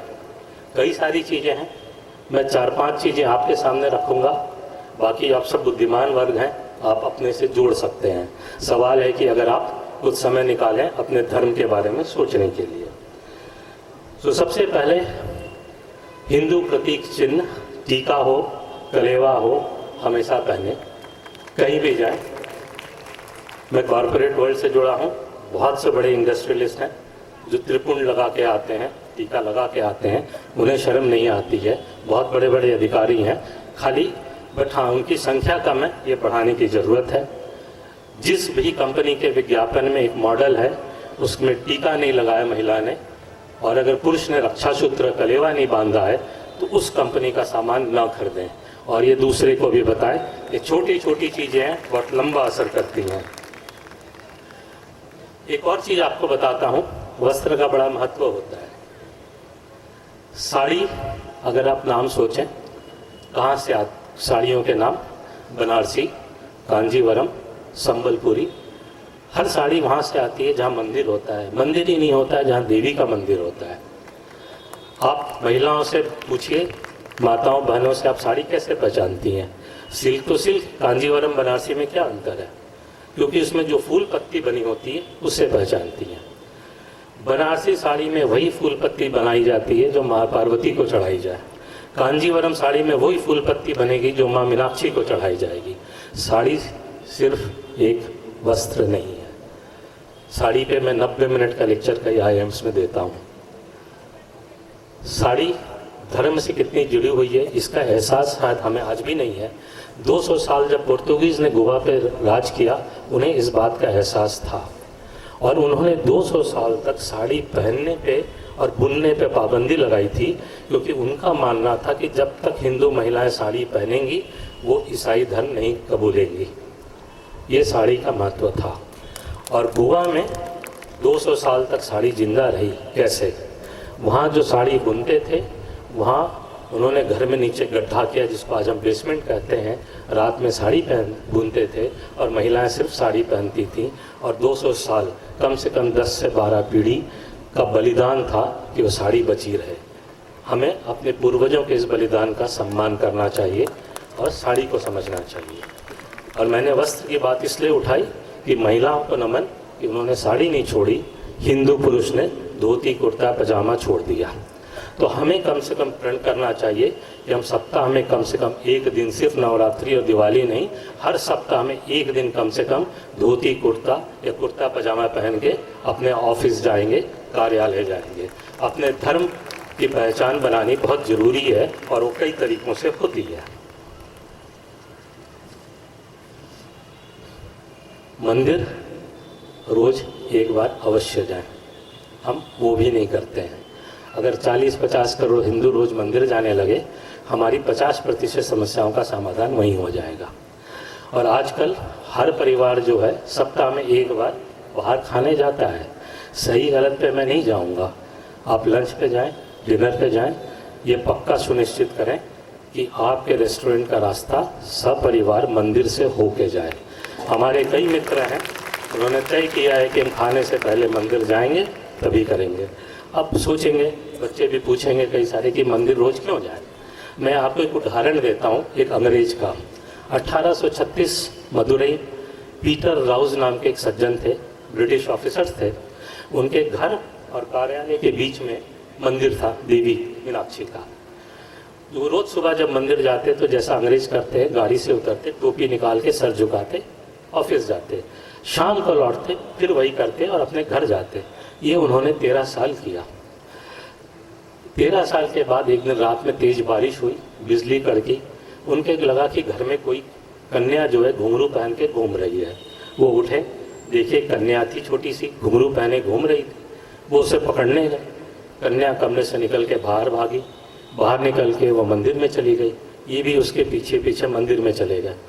पीटर राउस जैसे मंदिर में पहुँचे, बिजली गिरी और उनका घर का जल के राख हो गया, एक टुकड़ा भी नहीं बचा।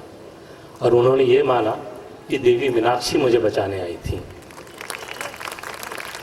और उन्होंने एक स्वर्ण चरण पादुका हीरे जवाहरात रच मंदिर में भेंट की। वो आज भी मीनाक्षी मंदिर में है। देवी साल में एक दिन पहन के उसको निकलती हैं। उनकी बहुत लंबी कहानी है। और ये कहने से पहले मैंने कई सारे रिसर्च किए और कई सारे डॉक्यूमेंटेशन, जो समय अंग्रेज ऑफिसर्स थे, उन्होंने ये लिखा है। तो कई बार होता है, कंसेप्ट होता है वांट और नीड का, पॉलिसी में हम लोग यूज़ करते हैं कि बच्चा रो रहा होता है कई बार चॉकलेट के लिए, वो उसकी वांट है और उसकी नीड है। माँ बाप को पता है कि उसे भूख लगी है, उसे दूध की ज़रूरत है। तो भगवान को भी पता है कि हमारी वांट और नीड क्या है। कई बार हम भगवान से मांगते रहते हैं और भगवान हमें जो देता है हम उसकी कदर नहीं करते हैं।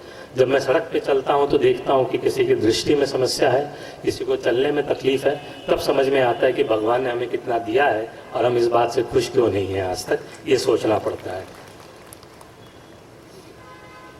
और आजकल रिलीजियस टूरिज्म का फैशन है, वो तीर्थ यात्रा से अलग है, उस पर नहीं जाऊँगा। बट हाँ, मैं तीर्थ की एक बात ज़रूर कहना चाहूँगा, क्योंकि आजकल फैशन है। जैसे शनिवार रविवार छुट्टी है, मान लीजिए शुक्रवार या सोमवार छुट्टी हो गई, शुक्रवार मान लेते हैं छुट्टी है, हमारे मित्र हैं, पैसे हैं, फ्लाइट टिकट बुक की, काशी जी पहुंच गए, पैसे हैं, 5 स्टार होटल में गए, 5 स्टार होटल में पब है, पिक भी लगाया, सुबह उठे, पैसे हैं, VIP दर्शन भी किया, समय है फ्लाइट से पहले, फ़ोटो भी खींची, आ गए, संडे को फेसबुक ट्विटर पे अपलोड कर दिया। 4 बार जाने के बाद मुझे बोलते हैं, संदीप मैं 4 साल से जा रहा हूँ, कुछ हुआ ही नहीं। मैंने उनको यही बताया कि तुम तीर्थ यात्रा पे गए कब थे, तुम तो फोटो खिंचवाने गए थे। तीर्थ यात्रा का मतलब बहुत अलग होता है। आप जब वहाँ लाइन में खड़े होते हैं, देश के अन्य हिस्सों से आए भक्तों से मिलते हैं, तो आपको समझ में आता है कि काशी जी में हम शिवलिंग की पूजा कर रहे हैं, तो साउथ में, दक्षिण में नटराज की पूजा होती है। उसके पीछे बहुत बड़ा विज्ञान है, मैं अभी नहीं जा सकता हूँ। आप जब पत्थरों पे उकेरी चित्रकारी देखते हैं, तब आपको अपने धर्म, हमारा इतिहास समझ में आता कि पत्थर में लिखा हुआ है। टीवी तो अभी बहुत नया है, हमारे रामायण महाभारत पत्थरों में अंकित दिखेंगे। उसके बाद जब आप पंडित जी के साथ बैठ के सत्संग करते हैं तो आपको अपना धर्म समझ में आता है। आपको YouTube से समझने की ज़रूरत नहीं पड़ती है, जो हमें करना चाहिए। अगर आप द्वारका गए, वहाँ खड़े होकर आपके 2 मिनट आपके मन में ये भावना नहीं आई कि मैं उसी धरती पे खड़ा हूँ या खड़ी हूँ जहाँ कभी माँ सत्यभामा, माँ रुक्मणी और भगवान श्री कृष्ण खड़े थे, तो क्या फ़ायदा। अगर आप अयोध्या गए, आपको ये एहसास नहीं हुआ कि आप उसी भूमि पे खड़े हैं जहाँ माँ सीता और भगवान राम चले होंगे और पीछे पीछे प्रभु हनुमान, तो आपकी यात्रा किस काम की। काशी गए, शंकर जी से तो छोड़िए, अगर आपने ये एहसास नहीं हुआ कि 200 साल पहले, मात्र 200 साल पहले बाबा तुलसीदास ने वहाँ बैठ के रामचरितमानस लिखी थी और हनुमान जी उसको सुना करते थे, आपकी यात्रा किस काम की। आप पुरी गए, 2 मिनट ये नहीं सोचा आप उसी धरती पे खड़े हैं जहाँ आदि गुरु शंकराचार्य खड़े थे, तो आपकी पुरी की यात्रा किस काम की। तिरुपति गए, वहाँ 2 मिनट खड़ा होकर उस पहाड़ पे आपने ये नहीं सोचा कि हमारे पूर्वजों में कितना कौशल रहा होगा कि इस पहाड़ पे ये बड़े बड़े पत्थर ला के इतना बड़ा मंदिर बना दिया, तो आपकी तीर्थ किस काम की, ये आपको सोचना है।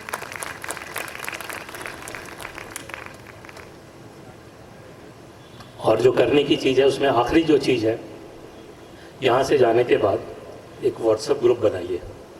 बहुत सारे हैं, एक और बनाइए। हमारे जो दुश्मन हैं वो व्हाट्सएप ग्रुप को हथियार बना के इस्तेमाल करते हैं। हम, बुरा लगेगा, हम जोकरों की तरह इस्तेमाल करते हैं। तो एक ऐसा व्हाट्सएप ग्रुप बनाइए जिसमें कम से कम ऐसे 5 मित्र हों जो आप उस दुनिया, आप किसी भी समय आपको परेशानी हो, आपने उनको बुलाया तो आपके साथ खड़े हों। आपको ये भी प्रण करना होगा कि उन 5 के साथ आप भी जाके खड़े होंगे। नहीं तो कुछ दिन पहले यही घटना हुई थी, ऑटो की लाइन तोड़ी, किसी महिला ने ऑब्जेक्ट किया तो दूसरे धर्म के 10 लोगों का ग्रुप आके उसको मार पीट के गया। तो अगर आप अपनी भलाई चाहते हैं तो मैं जो कह रहा हूँ वो कीजिए। आखिरी 2 बातें। भारत को सोने की चिड़िया कहा गया, हमने कभी सोचा क्यों, चिड़िया क्यों कहा गया। हम तो गरुड़ वाले देश हैं, विष्णु भगवान के साथ रहते हैं, तो हमें तो गरुड़ कहना चाहिए था। तो गरुड़ इसलिए नहीं कहा गया कि हमें ज्ञान बहुत है, हम पैसा तो बना लिए हर बार लूटने के बाद, बट कभी भी हमने शक्ति नहीं खड़ी की उस बनाए हुए धन को संभालने की। जब भी जिसकी मर्जी हुई आया, चिड़िया की तरह हमारा गर्दन मरोड़ा और हमारे पैसे लूट ले गए, और हम गुणगान करते रहते हैं कि हम सोने की चिड़िया हैं, जबकि हमें ये कहना था हम सोने का गरुड़ है। तो ये कोर्स करेक्शन करना बहुत ज़रूरी है आज की तारीख में। और आखिरी बात, हम लिविंग सिविलाइजेशन है, जीवन सभ्यता है। ये क्या होता है, आपने इजिप्ट का नाम सुना होगा, वहाँ पिरामिड है। इजिप्ट में आज भी लोग रहते हैं, लेकिन वो ये नहीं बता सकते हैं कि वो पिरामिड क्यों बना, पिरामिड किसने बनाया, कैसे बना। हमारे देश में वो इसलिए नहीं कर सकते हैं कि पहले जो पिरामिड बनाए वो लोग वो मर गए, ख़त्म हो गए, अच्छी जगह थी इसलिए बाद में नए लोग आके बसे। हमारे देश में पिरामिड से पुराने मंदिर हैं, बृहदेश्वर मंदिर, वो मंदिर जैसा बना था बिना छड़ के, बिना सीमेंट के, वैसा ही एक मंदिर अभी हमने अयोध्या में बनाया। हम क्यों बना पाए, क्योंकि वो ज्ञान जो था वो पीढ़ी दर पीढ़ी दर पीढ़ी हमारे पूर्वजों ने हमारे पूर्वजों को दिया, और इसलिए वो जानकारी हमारे पास और ज्ञान बचा रहा। इसलिए हम जीवन सभ्यता हैं, हम इस दुनिया की एकमात्र जीवन सभ्यता हैं। इस बात को हमें नहीं भूलना चाहिए। और मैं हमेशा कहता हूँ कि हमें इस बात का एरोगेंस होना चाहिए, हर हिंदू को a tinge of arrogance that we are the only living civilisation.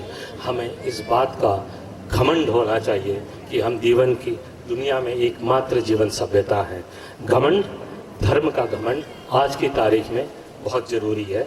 घमंड कर, प्रचंड कर, तांडव सा युद्ध कर भयंकर, रक्त गिरेगा, माटी तरेगी, प्यास बुझेगी, दुश्मन कटेगा, धरती सजेगी, धर्म सजेगा, देश सजेगा हो। धन्यवाद।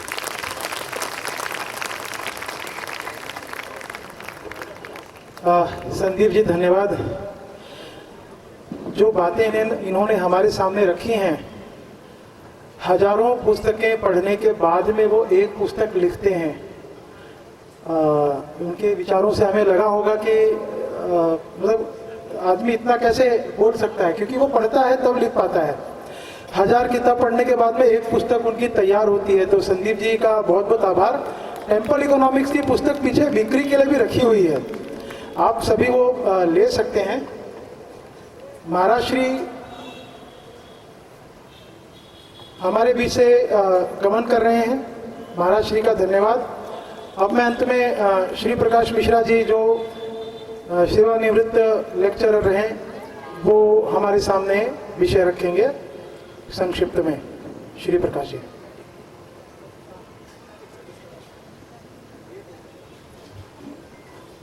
भूटान का नाम का देश है हमारे बगल में। वहाँ की संस्कृति के बारे में आपने नहीं जाना होगा, तो मैं एक परिचय देना चाहता हूँ कि वहाँ के लोग, वहाँ की लेडीज, उनका जो ट्रेडिशनल और सामान्य जो ड्रेस पहनती है वही पहनती है। आज तक किसी ने किसी के धर्म का जो वस्त्र है स्वीकार नहीं किया है।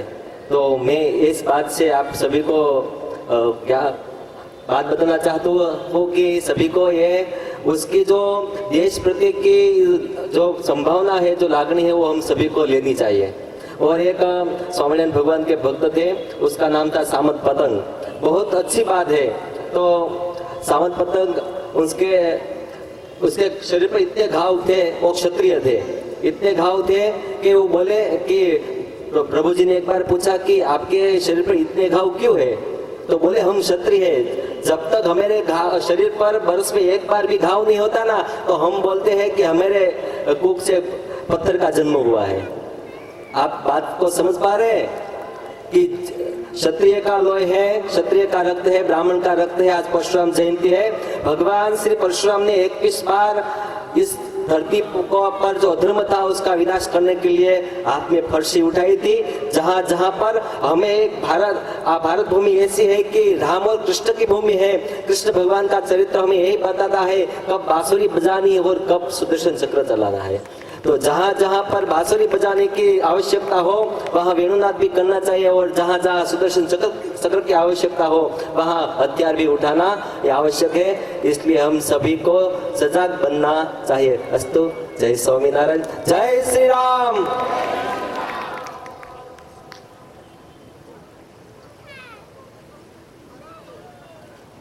मंचस्थ आदरणीय महानुभाव, माताओं एवं बहनों, माताओं एवं भाइयों, आप सभी के संयम की मैं परीक्षा नहीं लेने वाला। केवल 5-7 मिनट में अपना विषय समाप्त करूंगा। एक बार जोरदार अपने लिए तालियां बजा लीजिए।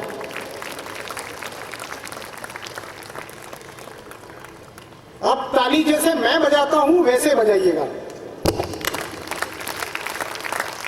पहले ध्यान से सुनिए, जैसे मैं बजाऊंगा वैसे फिर बाद में आपको कॉपी करना है।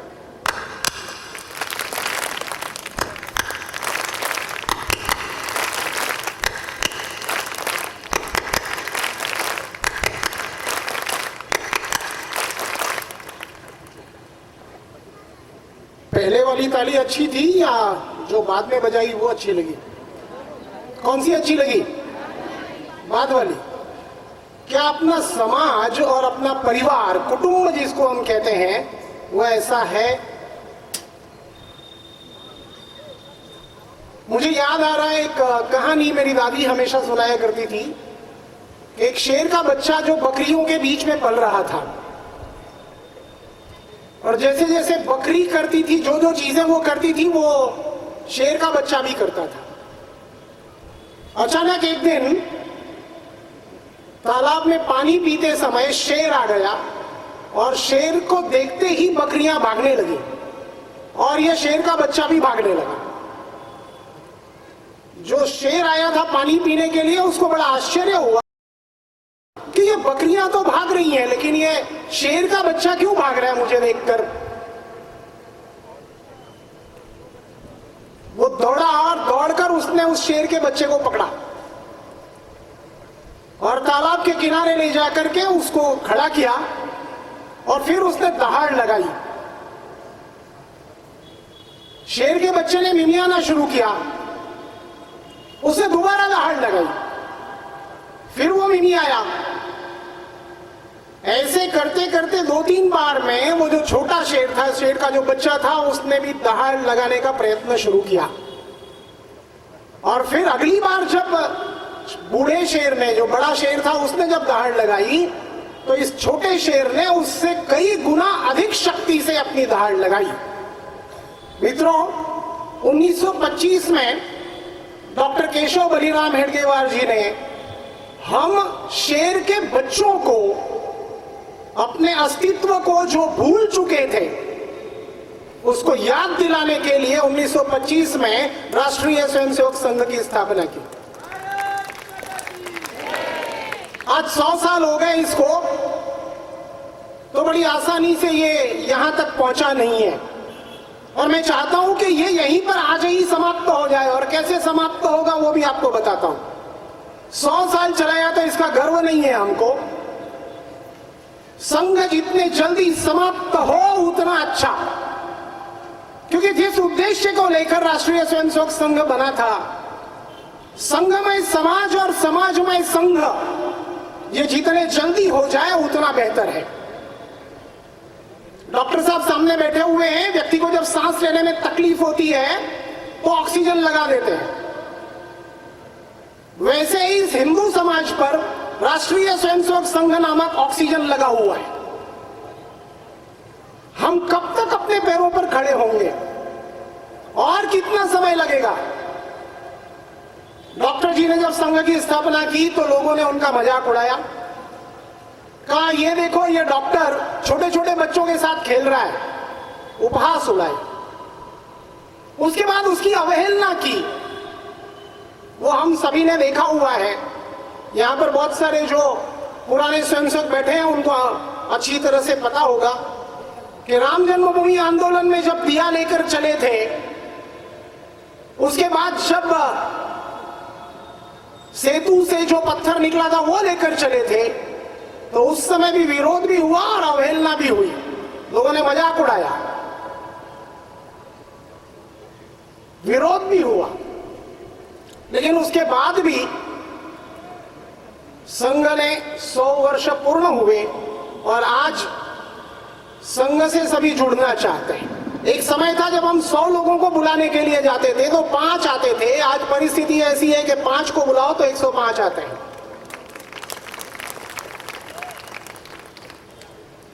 और मित्रों, जब गाड़ी अपनी बहुत स्पीड में हो, ऐसे में सतर्क रहने की आवश्यकता अधिक होती है, क्योंकि एक छोटा सा कंकर भी यदि टायर के नीचे आ जाए तो गाड़ी उलट सकती है। हम सभी कहते हैं कि भारत को विश्व गुरु बनाना है।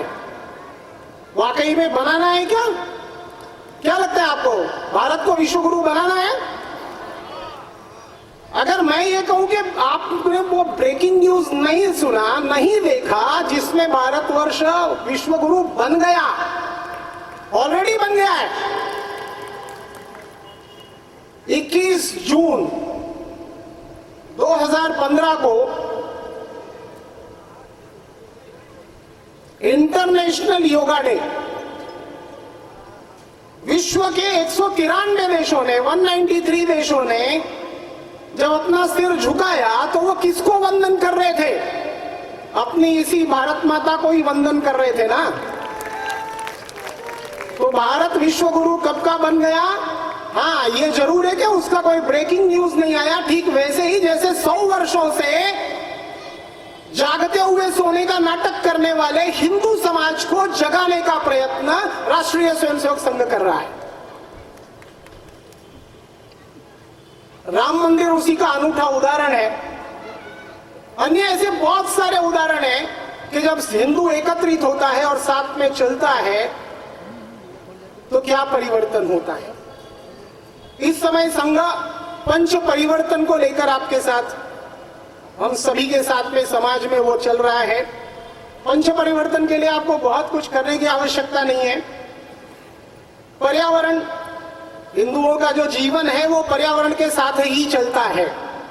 मेरी दादी जब जीवित थी तो हम लोग रात के समय जब पेड़ के पत्तों को तोड़ते थे तो वो कहती थी नहीं, रात में पेड़ के पत्तों को नहीं तोड़ा जाता, सनातन क्या है, अभी बहुत सारी बातें यहां से की गई, मैं उन सब बातों को फिर से दोहराऊंगा नहीं।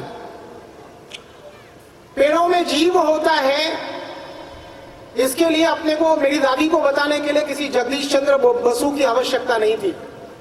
एक पीढ़ी से दूसरी पीढ़ी को बताया गया पेड़ काटना नहीं चाहिए, क्योंकि वो पुत्र रूप होता है या पुत्री रूप होता है प्रत्येक पेड़, इसलिए उसको काटना नहीं चाहिए।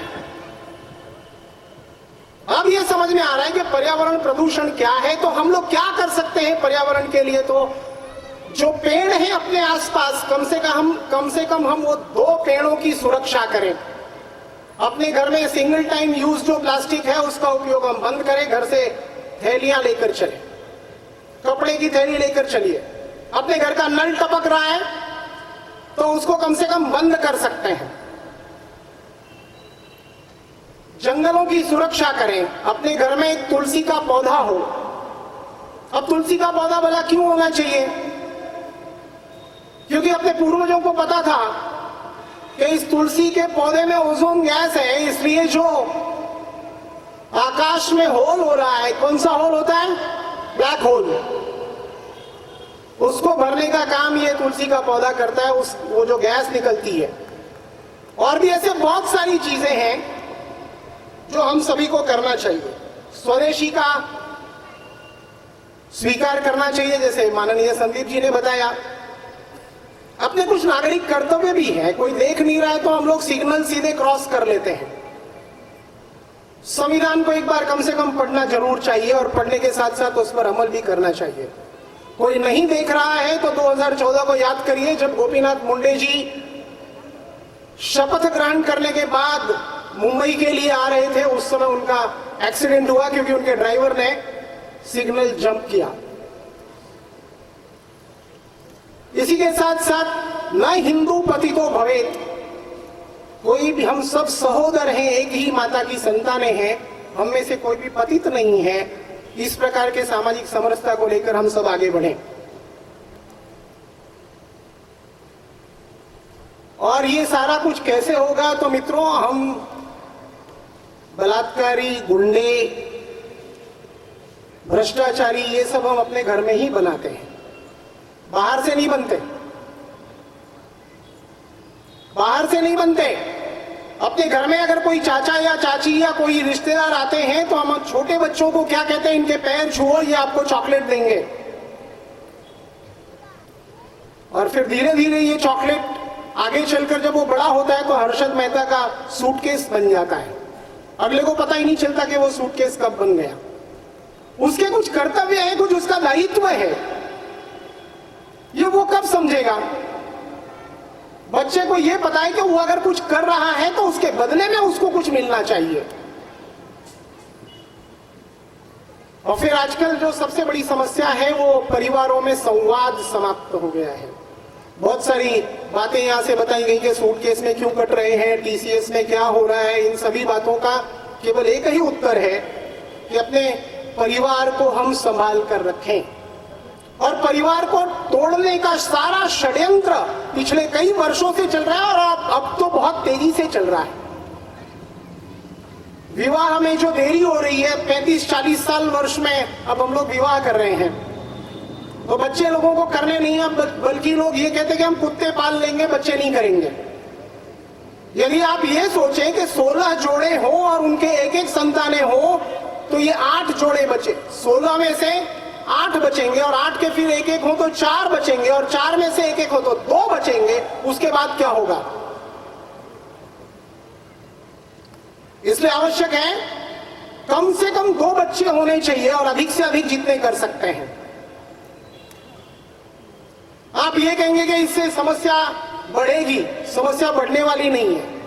वो जाति, वो प्रजाति अपने आप समाप्त हो जाती है जिसकी जनसंख्या 3% से कम हो, 3 से कम हो। इसलिए अगर हिंदुओं को बचना है, जीना है, तो अपना प्रोडक्शन रेट बढ़ाना पड़ेगा, कम से कम 2, उससे अधिक जितने कर सकते हैं। और संवाद नहीं है अपने घर में, पति पत्नी है तो आपस में उनके बीच में बातचीत नहीं है। लोग 30-40 वर्ष के वैवाहिक जीवन के बाद तलाक के लिए अर्जी दे रहे हैं। 40 साल में यदि आप एक दूसरे को नहीं समझे तो तलाक देकर जिसके साथ आप जाने वाले हैं उसको कैसे समझेंगे? मेरे घर में मेरी दादी की तस्वीर है और मेरे दादाजी की तस्वीर है। बाहर से जब लोग आते हैं तो वो पूछते हैं इन दोनों में क्या भाई बहन का रिश्ता है? क्योंकि दादी ये हमेशा दादाजी को कॉपी करती रही और दादाजी हमेशा दादी को कॉपी करते रहे, इसलिए जिसको आप कॉपी करते हो धीरे धीरे उनके चेहरों में भी वो साम्यता आने लगती है। एक को प्यास लगती है तो दूसरे को पता चल जाता है और पानी का ग्लास सामने आ जाता है बिना कहे। आज अपने पास बहुत कुछ है, हम लोग बड़ी बड़ी इमारतें बना रहे हैं, महल खड़े कर रहे हैं, लेकिन इन महलों में रहेगा कौन?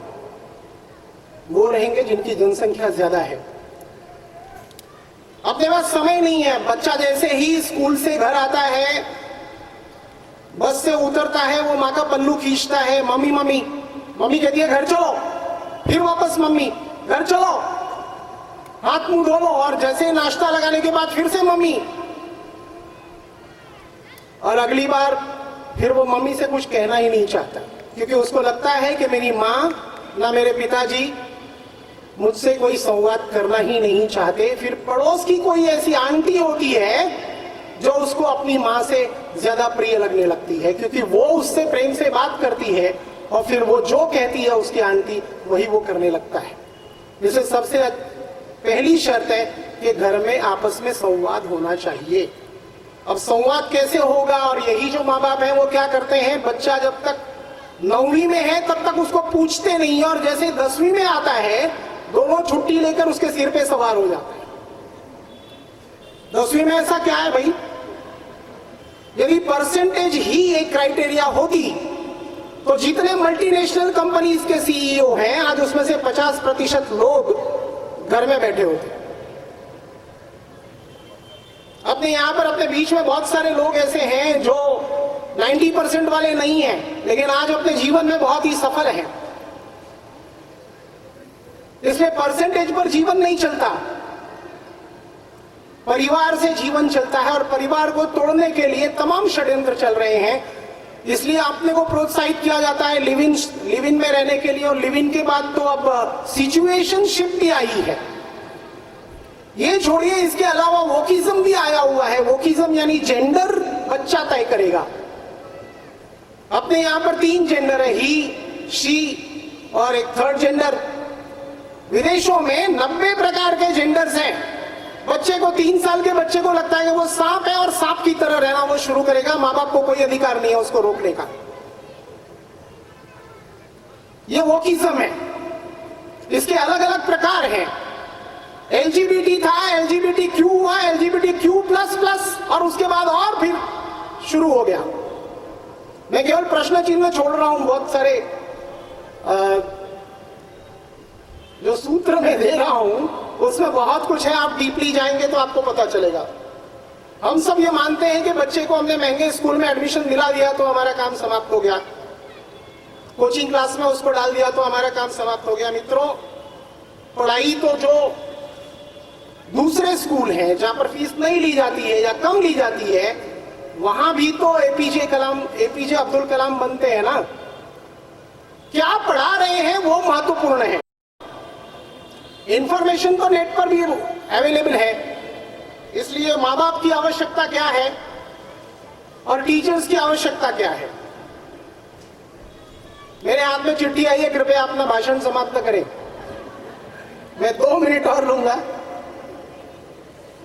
बच्चों के आदर्श माँ बाप होते हैं। आप सभी को पता होगा कि जब माँ नहीं होती है तो बच्चा पिता को कॉपी करके दिखाता है, और जब पिता नहीं होते हैं तो बच्चा माँ को कॉपी करके दिखाता है। और आज सबसे बड़ी समस्या आप सभी के सामने होगी, वो है ये खिलौना, है ना। इस खिलौने में जब माँ बाप खुद ही लगे हुए हैं तो बच्चे को आप मना कैसे करेंगे। इसलिए मोबाइल की पार्किंग शुरू करिए। जैसे आप कार को पार्क करते हैं वैसे हमको मोबाइल को भी पार्क करना चाहिए कि इसके बाद, इस समय के बाद हम इसको हाथ नहीं लगाएंगे। सप्ताह में जैसे हम एक दिन उपवास करते हैं, वैसे ही इस मोबाइल का भी हमको उपवास करना चाहिए। कम से कम 2 घंटे से शुरुआत करिए और एक दिन पूरा। डॉक्टर साहब ये आपके लिए नहीं है, क्योंकि आपको फोन आते रहते हैं।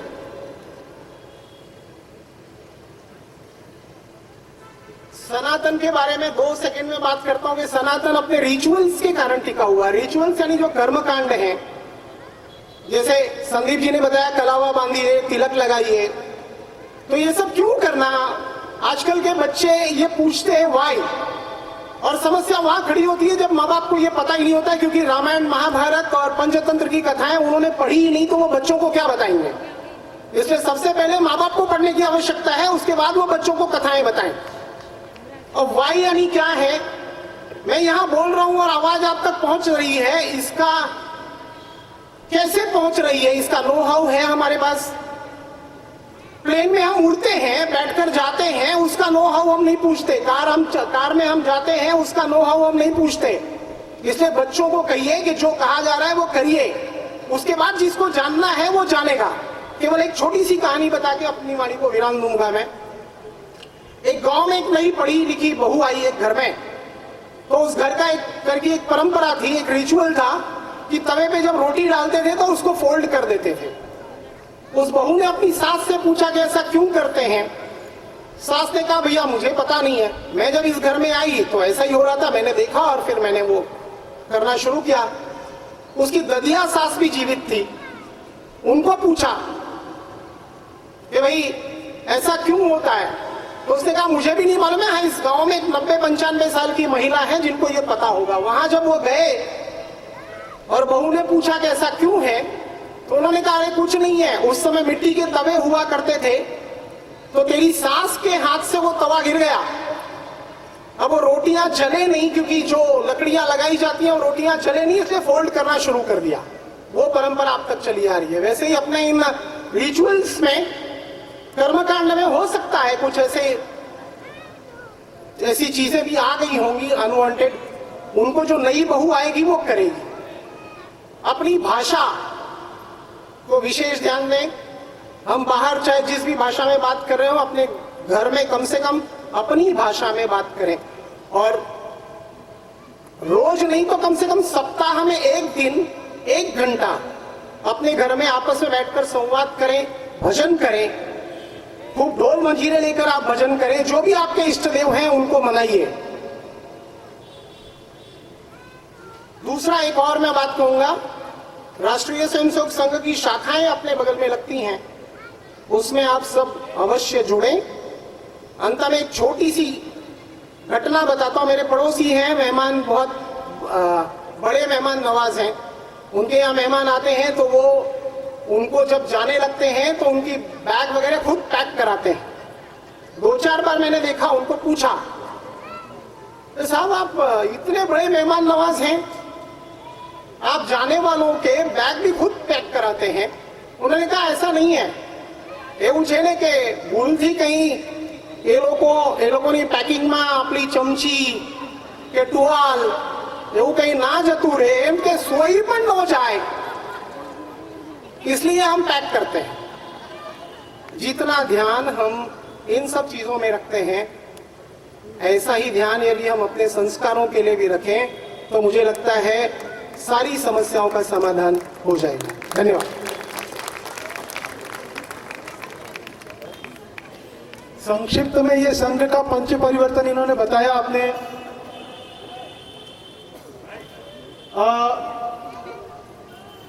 आपकी भाषा का मतलब क्या है पता है आपको? पतिव्रता शब्द है ना, पतिव्रता, वो अंग्रेजी में नहीं है, क्योंकि कॉन्सेप्ट ही नहीं है। तो जब आपका बच्चा गुजराती पढ़ेगा, मराठी पढ़ेगा, हिंदी पढ़ेगा, तभी पतिव्रता का शब्द समझ पाएगा। वो शिवलिंग का फूल उसे तभी ध्यान में आएगा अगर उसमें शिव देखेगा, नहीं तो कैनन बॉल बोलेगा, तोप का गोला। अगर स्वदेशी अगर अपनी भाषा समझ में आएगी तो उसका धर्म भी बचा रहेगा। मैं विजय गुप्ता जी को बुलाता हूं। आभार प्रदर्शन के लिए बहुत देर हो चुकी है। भजन जैमिंग का कार्यक्रम इसके बाद में होने वाला है, तो विजय जी कृपया मंच पर आएं और आभार प्रदर्शन करें। जय जय श्री राम। भारत माता की वंदे। दोस्तों, इस कार्यक्रम में जिन भी सहयोगियों ने तन से, मन से, धन से सेवा दी है, हम उनका बहुत बहुत आभार मानते हैं। ये हिंदू सम्मेलन में पहली बार इतनी संख्या में आदर्श में लोग जमा हुए हैं, उसके लिए सभी आदर्शवासियों को, गोरसवाड़ी वासियों को, नरसिंह लेन के लोगों को बहुत बहुत दिल से धन्यवाद। अपेक्षा ये रहती है कार्यकर्ताओं की कि जब कार्यकर्ता कार्य करते हैं, अगर उन्हें इसी प्रकार का प्रतिसाद मिलता रहे, आह्वान मिलता रहे, आशीर्वाद मिलता रहे, तो कार्यक्रम अपनी भव्यता जरूर प्राप्त करता है। आज हम जब इस कार्यक्रम के लिए सबसे पहले रमेश भाई Parekh, chairman of Ganga group companies में गए, उनसे आशीर्वाद मांगने, उन्होंने बोला आप कार्यक्रम करिए, हम अध्यक्ष बनने को तैयार हैं। यह सबसे पहला उनका बड़ा आशीर्वाद रहा और उसके बाद में लोग इस प्रकार से जुड़ते गए कि आज आपने देखा कार्यक्रम कितना भव्य हुआ। इसी सहयोग में हमारे जो भी सहयोगी हैं, जो भी दानदाता हैं, हमारे साथी हैं, बहुत से लोगों ने कहा कि हमारा नाम मत लेना, इसीलिए मैं किसी का नाम नहीं ले रहा हूं, लेकिन आदर्श के एक एक व्यक्ति ने जो सहयोग दिया है उसके लिए तहे दिल से धन्यवाद।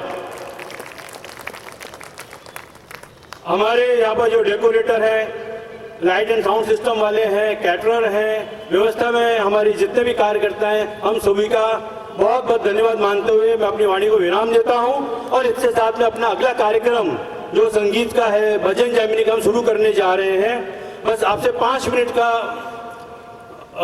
समय चाहिए सिर्फ थोड़ा स्टेज जमा करने के लिए। तो मैं सबसे निवेदन करूंगा अपने स्टेज पर पधारे हुए सभी अतिथियों का कि कृपया वो अपना आसन ग्रहण करें।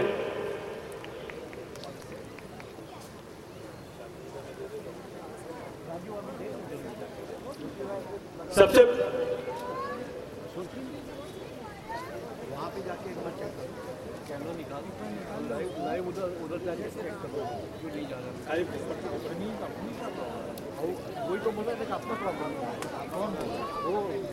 गीत संगीत का कार्यक्रम शुरू होने जा रहा है। सभी से निवेदन कृपया अपने स्थान पर बैठें। सिर्फ 5 मिनट का अब ब्रेक है म्यूजिक सिस्टम अरेंज करने के लिए।